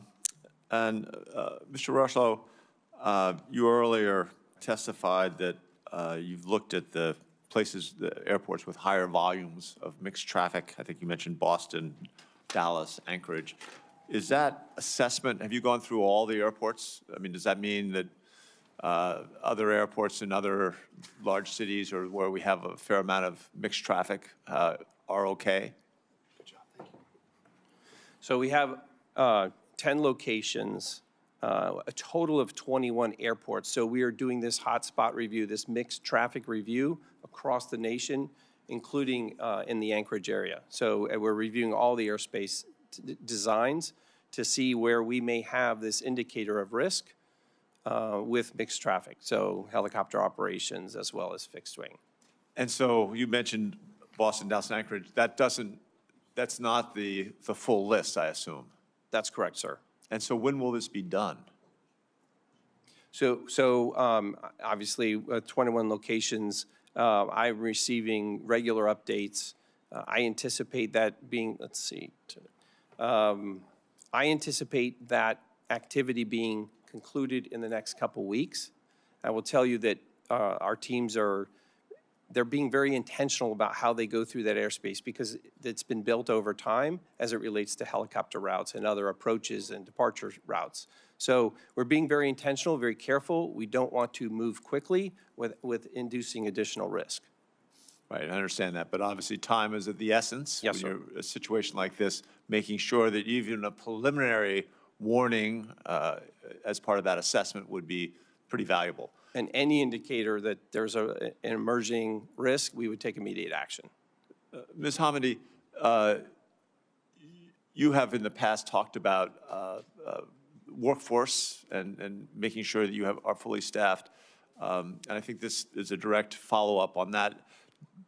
Are we fully staffed? I mean, you're going to look at this entire incident, and it's going to take the typical year and a half or 2 years, which, again, drives a lot of my constituents crazy. Do you have a timeline for when you will finish the full incident report or whatever the legal description is, when that will happen? We've committed to 1 year, barring any unforeseen circumstances, but 1 year. And so you have enough staffing on that? We have 40 experts at the NTSB that are currently leading this investigation. It is a high workload because it's not their only investigation that they're focused on, but they're very committed to this one. And then we have an entire agency that supports them. Right, we have a array of past reports, and it varies dramatically, but I appreciate the fact that you're trying to accelerate this. I think it frustrates a lot of people that it takes, so long. I mean, how long does it take to gather the facts? So, I mean, it is a complex investigations, and our investigations are very broad. And there's a lot of information that can change over time, and we are very fact-based, following the evidence. So we do, that's our credibility, so we want to be exact when we issue something. I will say, I do have to congratulate our workforce, because when I came on as chair, we had well over 400, close to 500 reports that were 2, 3, 4 years old, and they're now below 2. Right. So that is significant, but the complexity of investigations, and then the fact that some things we don't have control over, like if we can't get access to evidence because a district attorney or law enforcement is prohibiting us in a certain situation with a highway crash, that can extend the timeline. Sure. No, I've seen that. But I think in something like this, where time is of the essence, I Yes, appreciate you guys agreed. making the effort, and glad to hear that you have the workforce. Mr. Rushlow, in your testimony, you highlighted some of the recent changes in hiring, and also especially in the training processes to make sure we have more qualified air traffic controllers, but full workforce. I know you're working with local colleges all over the country on that. Is that is that working? I mean, I think if we can accelerate that, we have Metro State in Denver is a place where we're turning out some of these members. Is that something you can ramp up? I'm very interested, and the Secretary has been very clear with the public as well as with me that we need to surge this hiring and do it well. Again, back to the testing, the surge, bringing people in. As it relates to additional college initiatives, we have an enhanced college training initiative, ECTIs, Right. that we're using in, I believe, 4 universities right now.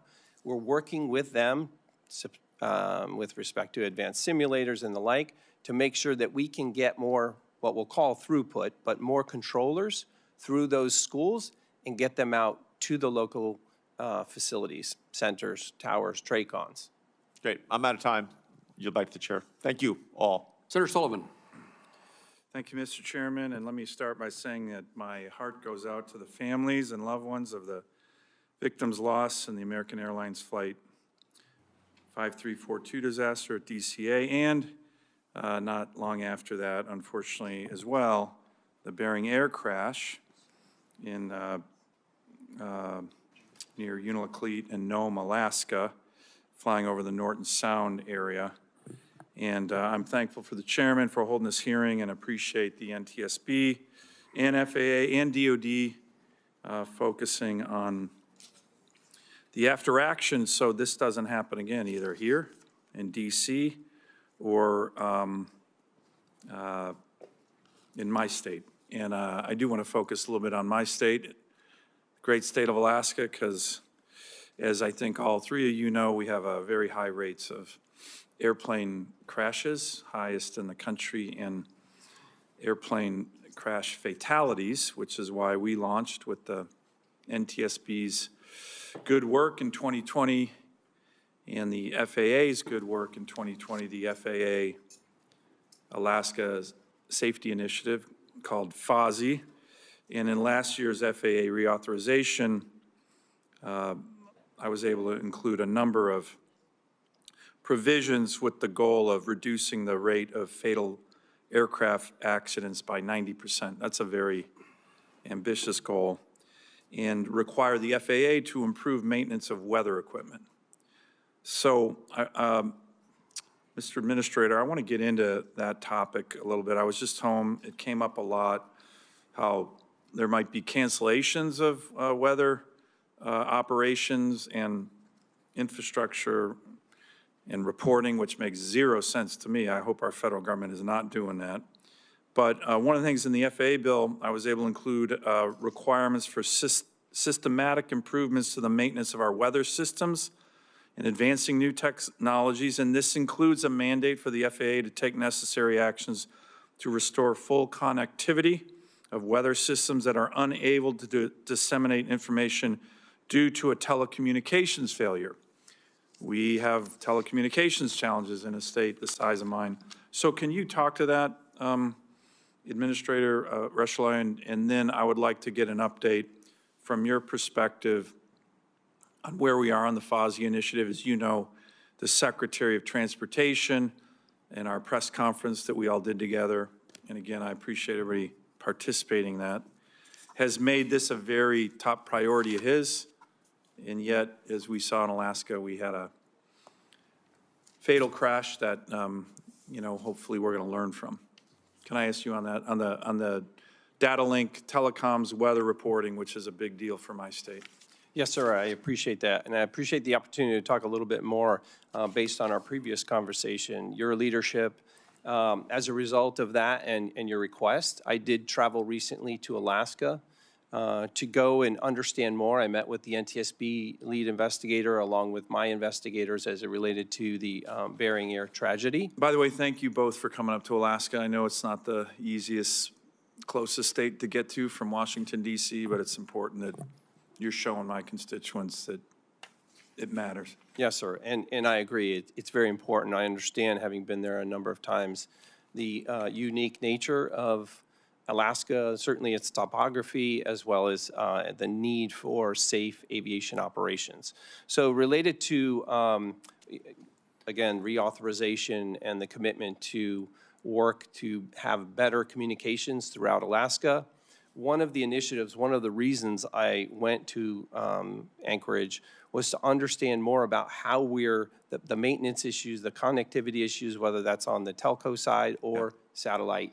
And one of the things we're doing right now, and I met with our own technical operations people in the area to test Starlink, so satellite, because of the unique nature of it and the difficulty with telco. We needed another solution. Yeah. And one of the ways we believe we can do that is using satellite-based technology. And so that's what we're experimenting with right now. Well, by the way, I really appreciate, you know, the press here kind of went crazy and, oh, Starlink, and, you know, I mean, that's actually really helpful for us. And we appreciate the Secretary called me and said, hey, we're going to connect some of these terminals through Starlink because that's the most effective way to do it. So I appreciate it. I appreciated that you guys were working it.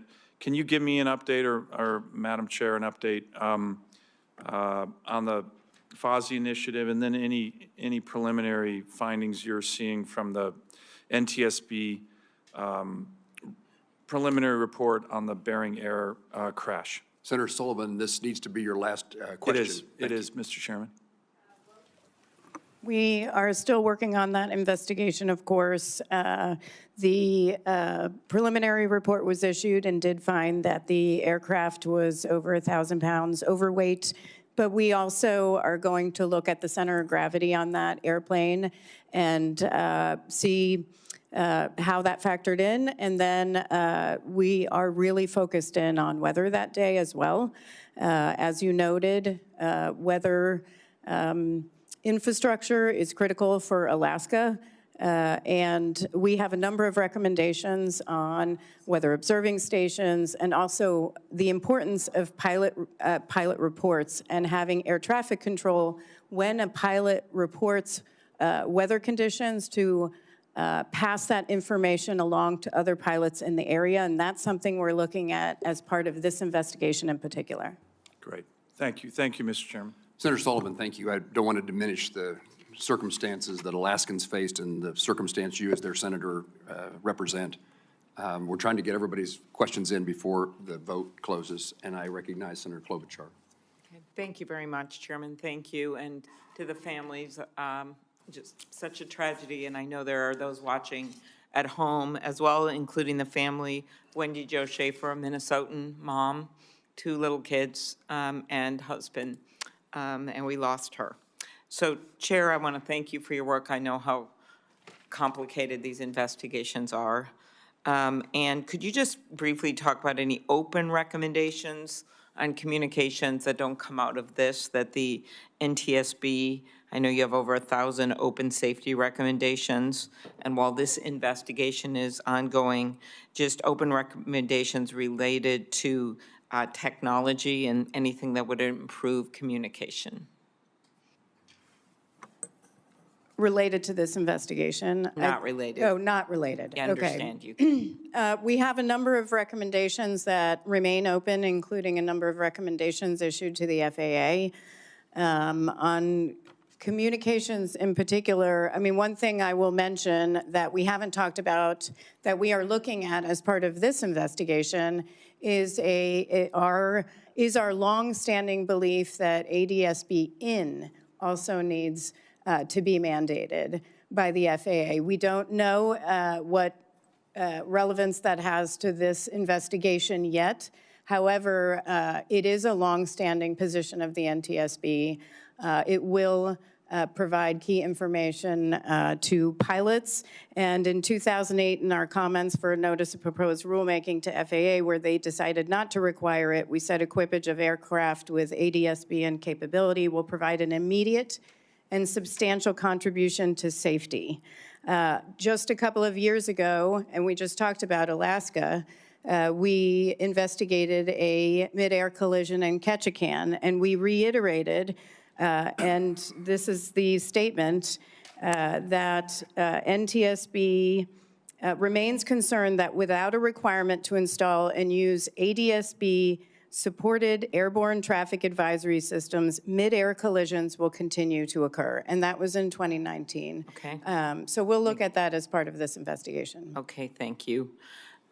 We all know full funding of the FAA couldn't be more important. Last year, we passed the bipartisan FAA bill to improve aviation, workforce training, and actually Senator Braun, then Senator Braun, now Governor, and I had the bill to require the FAA to conduct maximum hiring of air traffic controllers at the FAA Academy. And I guess I'd ask you this, Acting Director Rushlow, you discussed in your testimony the efforts that Secretary Duffy and the FAA have taken to bolster the air traffic workforce. I think 91% of the air traffic control facilities operate below recommended staffing levels. I think there's 3,000, some short. This is, I got from some of the people who do this work. Can you talk to the current state of staffing and how do you plan to maintain recruiting levels? We did have an increase, I believe, last year. Yes, Senator, and thank you for the question. This is a very important issue for the Secretary and myself as we look at the safety of the national airspace system in general, but certainly as we're looking to bring the best and brightest controllers into the airspace system to make sure that we're providing that safety for Americans as they travel through the air. I would say that as a result of this surge, we had over 10,000 applications. Over 8,000 of those have now been referred to testing. We've streamlined the process, cut roughly 5 months off that process. So going forward, we intend to have no empty seat at any upcoming academy classes. I would also say that we expect our partnerships with other schools, universities, to be able to bring more people into the career field itself. It's an exciting career, and even incentivizing students to come to Oklahoma City and with an additional 30%. We've kind of put all our focus on this effort in addition to the many other things we've got going on, but controller hiring is of paramount importance. Very good. As you know, we have a very active airports in Minnesota, a major hub. I would ask you to look at the Duluth Air Traffic Control Tower, just because it's the third oldest in the nation, and Secretary Duffy's aware of it. It's had flooding, and it's a major air base up there as well for the Guard. Thank you, Senator. Yes, and Representative Stauber and I have been working together on that. Anyway, last question is just the importance of fully funding the FAA. Quickly, for both of you or all three of you. I can talk about fully funding the NTSB. Yes, please do. You've done that on previous occasions. I mean, you're important, but We did get an increase in funding that I do want to thank you for, to 145 in the CR. It was an anomaly, but for fully staffing the NTSB, right now we're at 427. We went down in the last couple of months because people left. We will be able to go up to 450, but fully staffing the NTSB to accomplish our mission would require hiring between 485 and 500 personnel, which requires resources. So as you consider FY26, it would be helpful. That's very helpful. And I certainly echo those sentiments. Fully funding the FAA is critical, not just for the workforce, but for our facilities and equipment. The situation is quite concerning to me as I review over 30% of our facilities being unsustainable going forward. We have to invest in that infrastructure going forward. Thank you. I know that's no solace to the families, but knowing that that you were stepping back and looking at all of this right now, so other tragedies can be avoided, couldn't be more important. So thank you very much. Gives me an opportunity to editorialize. We need to pass appropriation bills and not continue to utilize continuing resolutions. And that's directed at not necessarily my colleagues here, but my colleagues generally. Senator Duckworth. Thank you, Mr. Chairman. I agree with your last statement. I just have two quick questions. General Brayman, I have never had a warrant officer be afraid to tell me when I was doing something wrong in the aircraft, and I prefer to have them as a pilot in command to myself. Speak a little bit to crew resource management and how it works in an air crew, especially, it was not just about, this is speaking to Senator Schmidt's question, not just about between the two pilots, but also the role of the crew chief, and do they have the ability to speak up as well? Thank you, Ranking Member Duckworth. There's nothing more important in an air crew than crew resource management, and that is taught from day one. And everyone has an equal voice. And obviously, the pilot in command is the one that's designated with the authority to command that aircraft. But I have never been in an aircraft that was ever in an environment where all members weren't a valued member of the team, and we rely on all those members to accomplish the missions we're doing. Thank you. I'm just going to wrap up by saying how important it is to fund and resource the NTSB. You guys do amazing work. You yourself, Chairwoman, oftentimes I'll call you when something happens, whether it was a door plug incident or something, and you were already on the ground or in the air on your way there. And you need the resources to do your work. And as we're seeing from this investigation, how critically important that is, not just to find out what happened, but to prevent future accidents. So I could not agree with you more that we should be funding you. Mr. Rushlow, I think we also need to look at the facilities at FAA, and we need to talk to that. And I'd love to get your commitment to come out and tour the facilities in the Chicagoland area and see the condition of this repair that they are in. I commit to that. Thank you, Senator. Thank you. And with that, I'm going to turn it back over to the chairman, who's been very generous. Thank you, Senator Duckworth. I'm going to ask just a couple of tidbits, and I hope they're important questions more than tidbits, but I hope we'll be short so I can go vote. And I think that Senator Duckworth will close out the hearing in my absence. First of all, the fact that ADSB out, there's evidence that the transmissions were not received. And apparently the Army doesn't know that they weren't received. Why doesn't the FAA know they're not received? I'm not aware of that. I know it's a part of the ongoing investigation. I don't believe that we receive any helicopter information from the Army. But somebody has to be reporting that they were sent but not received. Who do they report that to? Again, I think that's part of the investigation. My assumption would be the Army. Okay. Well, no. The Army could have it turned on, but I think what the chairwoman is saying is that the receiving station got no data, so the Army has got it turned on, and they don't know that it's not receiving. So this is, again, this communication issue between the different agencies. Right. Senator Duckworth was speaking on my behalf. She said it exactly right. I said you were generous. I think my concluding question, and then I recognize Senator Markey. What is the current state, this is to you, Mr. Rushlow, of operations at DCA? How are they different today than they were on January the 29th? Yes, sir. Again, I appreciate it, the opportunity to explain. So immediately after January 29th, we restricted the airspace and in the yellow box, as I showed in the previous graphic, for mixed traffic. So no helicopters or fixed wing will be in that box, if you will, The yellow box going forward. In the red section, And that's that is where still true class- today. Yes, sir. And that is permanent. We've made that permanent. We've also eliminated Route 4 and Route 6, the crossing that goes over to Bowling Air Force Base from DCA. Any other changes? Well, I would ask about number of flights. It appears to me, and my understanding is there are fewer flights utilizing Reagan National Airport? Yes, sir, thank you. In the aftermath, we reduced the rate, the arrival rate. A lot of that was to support the NTSB ongoing investigation and the emergency response work. Today, we are running at what we call a 30 rate, so 30 arrivals an hour. And we're doing that largely in partnership. I mean, we received great information from the NTSB regarding some feedback they were receiving during their preliminary investigation regarding the workload on the controllers themselves. Obviously, the tragic event has an effect. I mean, these people come to work every day. They care about what they do. And so we reduced the rate down to 26. Slowly, we move back to now we're at 30 rate. And will that stay constant or change in the future? So that, right now, that's constant, that's staying. We're continuing to For monitor the that. foreseeable future, the 30, sir. is it 32? 30? It can go to 32, but right now we're at 30, and we plan to maintain that until such time as we assess the safety and being able to go to a higher rate. Senator Markey, are you okay if I continue just a moment? I often, almost without exception, when I'm chairing a hearing, ask the witnesses at the end, the conclusion of the hearing, is there anything that you want to correct that you didn't say as you wish to say it? Something you want to make sure we hear?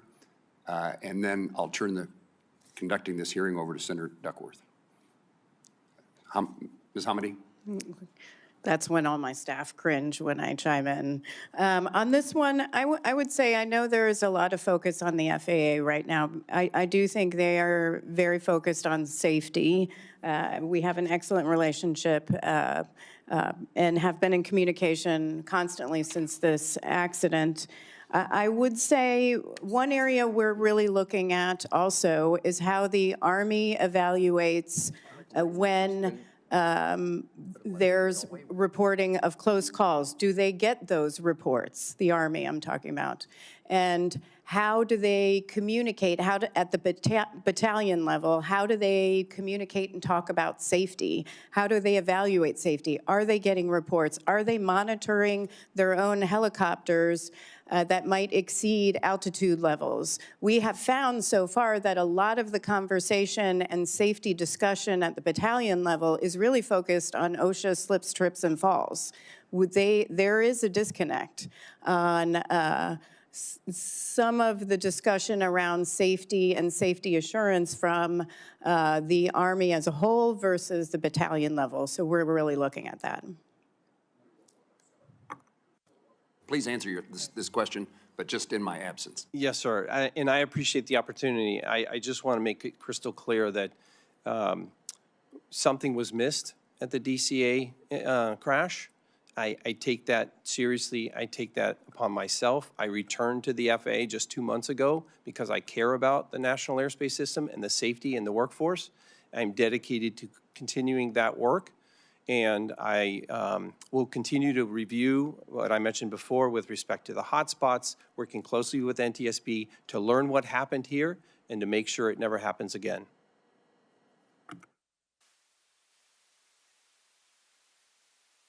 General, I'm going to ask you to suspend so Mr. Markey can ask his question, because he's going to miss a roll call vote if he doesn't get to. I recognize Mr. Markey. Thank you so much. And thank you, Mr. Chairman, Ranking Member. I want to take a moment to express my deepest condolences to the families who lost loved ones in the tragic crash in January. Your pain is unimaginable, and your presence here today is a powerful reminder of the lives that were so suddenly and unfairly taken. I want to specifically note the individuals from the Skating Club of Boston who passed away in this crash. Spencer Lane, Christine Lane, Gina Han, Jin Han, Jenya Shishkova, Vadim Namov. We had a similar plane crash in 1961 that devastated the skating club of Boston. The trauma for the city of Boston and for your families is great. So please know that we grieve with you, and we are committed to finding answers and accountability in honor of those who you have lost. Chair Hamidi, thank you and the entire NTSB team for your work to investigate this crash. I want to discuss the altitude of the Black Hawk helicopter. NTSB's preliminary report notes that a few minutes before the crash, the pilot indicated that the helicopter was flying at an altitude of 300 feet, while the instructor pilot said it was at 400 feet. The report also found that helicopters may have been above the altitude restriction in over half of near misses that triggered an advisory from the plane's traffic alert and collision avoidance system. In your experience, are altitude discrepancies like this common, and are you concerned that Black Hawk altimeters may have a systemic problem? This barometric altimeter, we've done substantial examination on it. We don't think we're going to get much from this altimeter because there was such damage. We're going to have to look at other data, but I think it's too early to really say what the discrepancy was or whether it was a discrepancy. There was no information other than 1.1 nautical miles west of the Key Bridge when the pilot flying said, I'm at 300, and the pilot instructor said, I have you at 4. There was no further discussion of why. So there's a lot of work that still has to be done. Administrator Rushlow, on a related issue, Elon Musk recently made alarmist claims about the FAA's air traffic control communication system. He said, the FAA assessment is single-digit months to catastrophic failure, putting air traffic safety at serious risk. The situation is extremely dire. Elon Musk is in charge of all of the investigations into every single federal agency. That's scary. And this is at the same time that he may be pushing for Starlink, his own company, to take over the contract to upgrade the communication system. And 1 month ago, the FAA announced it was deploying multiple Starlink terminals across the country. Give these systems critical importance to our aviation system. These developments raise serious questions about aviation safety. So I would like you to set the record straight on this issue. He said, basically, we have single months, digit months to catastrophic failure, putting air traffic safety at serious risk. Is that tweet accurate? I would say that the circumstances around our air traffic system are in great need of renewal. We need to modernize. I didn't ask you that. I asked, the public needs to hear this. Are we within single-digit months to catastrophic failure, putting air traffic safety at serious risk? I know we need new air traffic control facilities. I know we need that. I know you're saying we are at risk. Is that what you're saying? Are you agreeing with him that we are? I'm saying our air traffic system needs modernization as soon as possible. You understand, we can't have people heading for airports all across the country right now with Elon Musk, the ear of the president, saying that we're within single-digit months of catastrophic failure. Can you assure people that that's not the case right now? I can assure you the flying public, to fly is safe. We have the safest, most complex system in the world, and it is safe to fly. I would also say the air traffic system is in dire need of upgrade, and it's something the Secretary and I have been working on intensely. Well, so you're saying that this is not right. We're not within months of a catastrophic failure, because I don't think anyone wants to put a family member on a plane right now with this kind of assessment. Have you made the assessment that we're within single-digit months of catastrophic failure? Have you made that assessment? I have reviewed assessments in the last 2 months and understand that our equipment needs to be upgraded. I didn't ask you that. We're Is it having sa- is the existing equipment safe? Is the Yes. existing equipment putting travelers' safety at serious risk? Is yes or no? The existing system is safe. Is safe, all right. We need to know that, okay? Are any SpaceX employees serving as special government employees at the FAA right now? We had 3 special government employees from SpaceX. We are only in contact with 1 at this point. I would make it very clear, they did not do any air traffic. They didn't plug in any equipment. They came in to observe our operations and provided expertise along the lines of software and computer systems and Okay, how we. Did any employee have any involvement in the FAA's decision to deploy Starlink terminals in February? I'm sorry, if you could just repeat that question. Did any of those DOGE employees have any involvement in the FAA's decision to deploy Starlink terminals in February? There were no DOGE employees in that decision. Starlink is being tested at a number of our facilities, only tested and not plugged into any air traffic systems. Are any of these employees involved in the decision-making process around the deployment of additional Starlink terminals? No, sir. Okay. So I recognize that Starlink terminals may be an effective communications tool in remote areas, and I'm sure Starlink engineers think highly of their potential. We just need to be extremely careful. Yes, sir. That in making these life and death decisions, that they're not based on any pre-existing professional biases or financial conflicts. That's your job.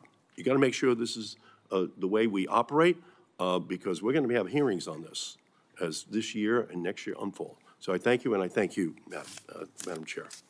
Thank you. I'm going to return to General Brayman so he can conclude his remarks. Thank you, Senator. I do want to clarify 2 quick points. One on the memo requested by the chairman and both chairmen. It can be made available, however, it is part of the investigation. That is the unit's memo that discusses how they utilize ADSB out off. It's their policy letter. It is in the purview of the investigation. That is why it's not currently releasable. But certainly when the NTSB and the other investigations have done their due diligence, that we can look to make that available to the committee. Sure, For the NTSB, if the policy existed prior to the collision, you can provide it. That can be provided. Thank you. And What's your second point? And the second one, talking about whether we're willing to change the policy, the Army's policy. The Army is always willing to review its policy. Am I prepared to make a decision on ADSB out right now? No, Senator, but I want to do that informed by the facts that we have in this investigation. And those will drive policy changes. And that is not the Army policy, that's DOD policy. And the Army certainly has a vested interest in getting it right. But at the end of the day, what I'm most concerned about is the rigid application of that policy, that it's being done correctly and not being abused. And that is part of this investigation as well. Thank you. Senator Cantwell? Thank you, Madam Chair. I wanted to just go back to this this process, how it's set up in the FAA and how we rectify these issues in the future. But Chairwoman Hamady, I think you're saying in your earlier testimony that even if the Black Hawk helicopter had hugged the shoreline as originally described, that even that route that's outlined is insufficient. Your investigation showed that even that is insufficient. Intolerable risk to aviation safety. Okay, intolerable risk to aviation safety. So, Acting Administrator, how did we get to a point where we have a route that's allowed and mapped, that the military is flying, that's interfacing with commercial aviation, that as by the very definition, the NTSB is saying it was, even if they flew the correct path, was an intolerable risk? I think you're saying that because the difference in separation was just too small. There's virtually no margin of error. No margin of error. How are you defining margin of error, just out of? I mean, just looking at this, and I think you have the printout in front of you, hopefully, or staff has it. that we provided. This is in, for the public, this is in our preliminary report and for those behind me. But the chart, when we looked at the when we mapped the glide slope and we looked at the helicopter route, which has no lateral boundaries, it's 75 feet max if you're hugging the shoreline. The collision actually occurred to the right and slightly above the dash line, right here. And commercial, and just so you know, pilots for landing on runway 33 don't have to be on this dash line. They can be above or below. But it occurred about to the right. They were not on the on this route. They were slightly over. You're saying under this route, they could have been below or above this line, but you're now saying that 75 feet is not enough separation. 75 feet is the max. Because there's no lateral boundaries on this route, it goes down as you come over. And so helicopters are not always on that eastern shoreline, which is where the 75 feet is marked. And they weren't in this situation. They were actually to the right of this gray shaded area, which indicates the route that has no boundaries. But I thought your analysis, even if they were on that route, it's still an intolerable risk because there's Correct. not enough separation. 75 feet is very small. Right, so how did we get to this point is my question. How did we get to this point? It's like, it's a series of errors here, a series of errors. And so I'm just trying to understand, Acting Administrator, what office is responsible for this? What office is responsible for the exemption to the rule, which just made it worse? But what office said this is a safe pathway in agreement when the NTSB is telling us today it never really was safe? It wasn't. It was an intolerable risk. And certainly I understand today, and even after the preliminary report, that was the assessment. I can tell you that, and I'm sure we'll learn more over time as to how the airspace was redesigned. I know that as a result of previous incidents that we've talked about earlier today, there were changes over time with respect to that airspace, but it's one of the reasons why we immediately terminated those types of operations after the event. So Route 4, Route 6, no mixed traffic into the airspace. Those are the things that we put in place immediately. I think when you talk about how did we get there, I think we're going to learn more of that through the investigation. Again, I can confidently say, without knowing specifically what's in the investigation, that over time, those routes, that airspace was designed. It's one of the reasons why we've gone back to the hotspots now throughout the nation to understand the circumstances by which we move traffic safely and efficiently. What office at the FAA has oversight of this issue as it relates to this area? So the air traffic organization builds out the airspace, and there's an aviation safety office that reports directly to me that oversees the air traffic organization. And did that office ever bring up any of this data or information or have input from anybody that said, we don't like this scenario, there's too many close calls, too much interface, too complex, too hard to deal with? On this specific route, I'm not aware of that. I know that when we are presented with those, and we have been, and that's how airspace changes, when we're presented with those circumstances, situations, near midair collisions, we investigate them and we put mitigations in place. Well, I'm questioning whether anybody was investigating. I mean, that's the issue. You had an alarm going off once a month. You had the data. Maybe you're saying maybe people weren't looking at it. And while I get that AI is this very new and interesting technology, it's no substitute for the FAA having an oversight over this level of traffic. And so, as my colleague, the chair of this hearing mentioned, that like now we want to know, do we have other problems in other airspaces? I mean, we're very focused on DCA, but now we want to know, we have big military complexes, 10 bases, 10 military installations in the state of Washington. I'm sure Chicago has a lot. We want to know, do we have to worry about this somewhere else because the FAA isn't looking and doesn't have an organization that is overseeing this information? I agree 100% with you. This is of utmost concern to me, not just in the DC area, which, again, we've put measures in place to reduce the risk and to make the airspace less complex. This is one of the reasons why we have a task force working on what we're calling hotspots, to ensure that we're looking at airspace design wherever we have mixed traffic in 10 locations. I believe it's a total of 21 airports specifically, to see where similar traffic like this needs mitigation. So you say this office reports directly to you, and you say this, they oversee these areas and the interface. So let me be clear about that. The office that oversees air traffic reports directly to me.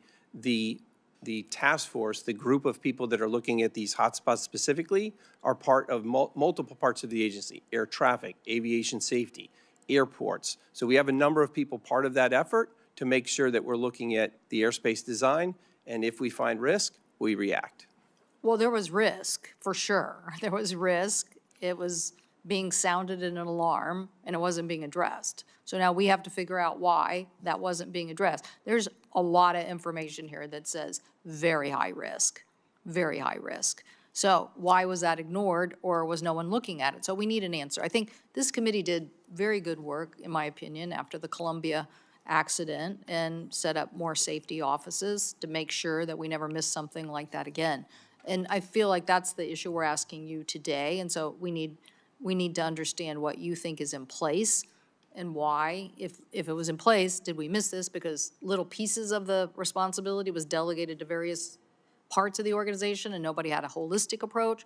Or, data, lots of data, and it's being ignored. But this is a clear that this was an unacceptable design. It's just unacceptable.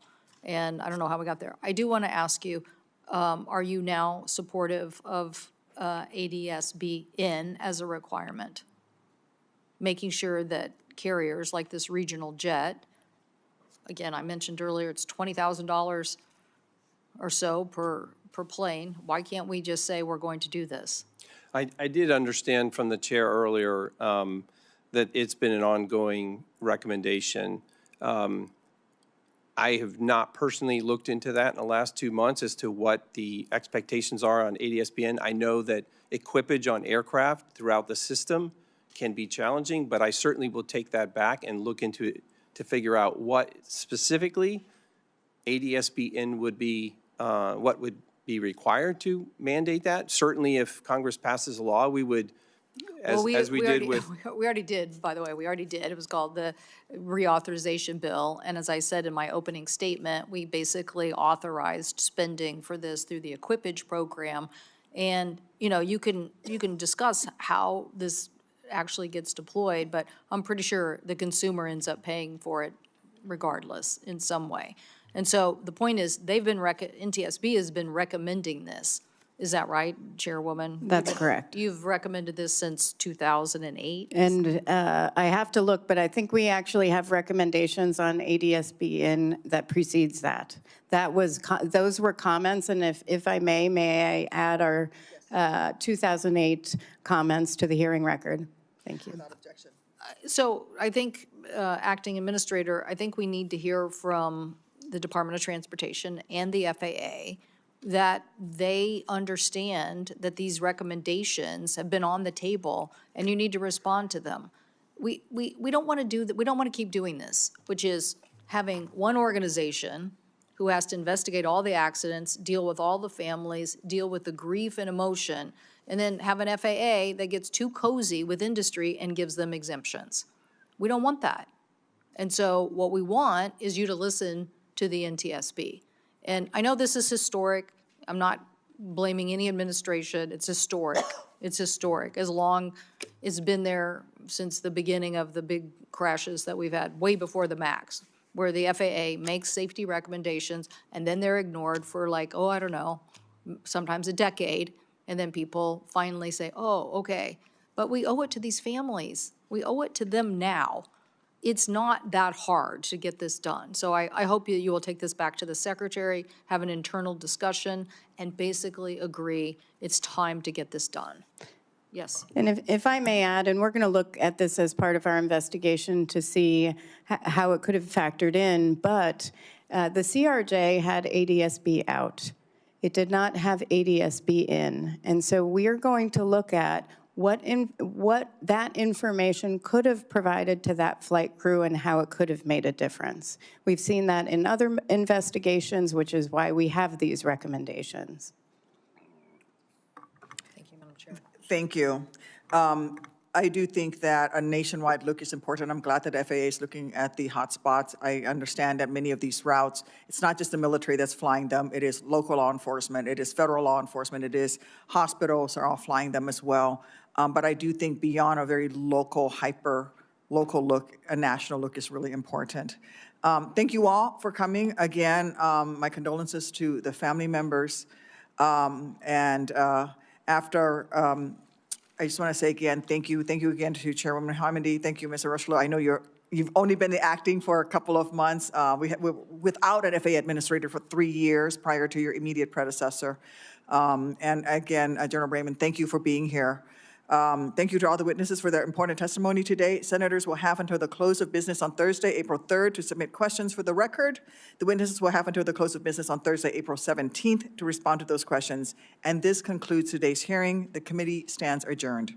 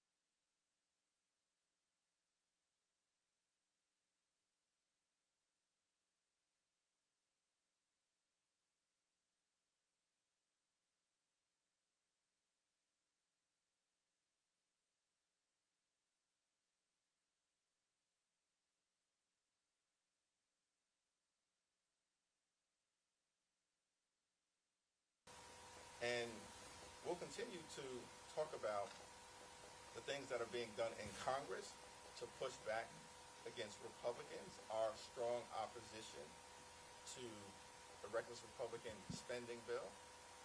That was a fight. We were on one side of that fight. Republicans were on the other side of that fight. It was a legislative fight. Our uniform opposition to the reckless Republican budget, every single House Democrat voted against it. Every single Senate Democrat voted against it. That was a legislative fight. We were on the side of the American people, and Republicans were on the side of their deep-pocketed donors and special interests. We're in the middle of a fight right now as it relates to Pete Hegseth. He needs to resign or be fired by Donald Trump. We've made that clear across the caucus. And Democrats, I think, showed fight in the Senate hearing on Tuesday and in the House hearing on Wednesday. Our veterans have stood up to push back against this stunning national security breach. That's a fight that we're in right now. Are we on the sidelines? Have we been silent about this scandal? Have we? Okay, so that's a fight. These fights are ongoing. We're pushing back against their efforts to dismantle the Department of Education. Johanna Hayes and others, they're leading that fight. Joe Neguse and Jamie Raskin and others who are leading the litigation working group effort have been involved in the fights that are taking place in court case after court case after court case where the American people are actually winning in court and Donald Trump is losing. That's a fight. So, yeah, special elections are one indication of it. It's an important indication because is the Democratic base energized or demoralized as it relates to turning out? Y'all can answer the question based on what you are seeing. Is the Democratic base energized or demoralized as it relates to supporting the Democratic Congressional Campaign Committee? The data speaks for itself. Those are data points. But the most important thing is that the substantive fight has been underway from the very beginning, and it will continue with the relentless energy and righteous indignation that the moment deserves. Hey, everyone. Thank you. Yankees predictions this year? Are they in the fight? Too soon, too soon. Have a good weekend.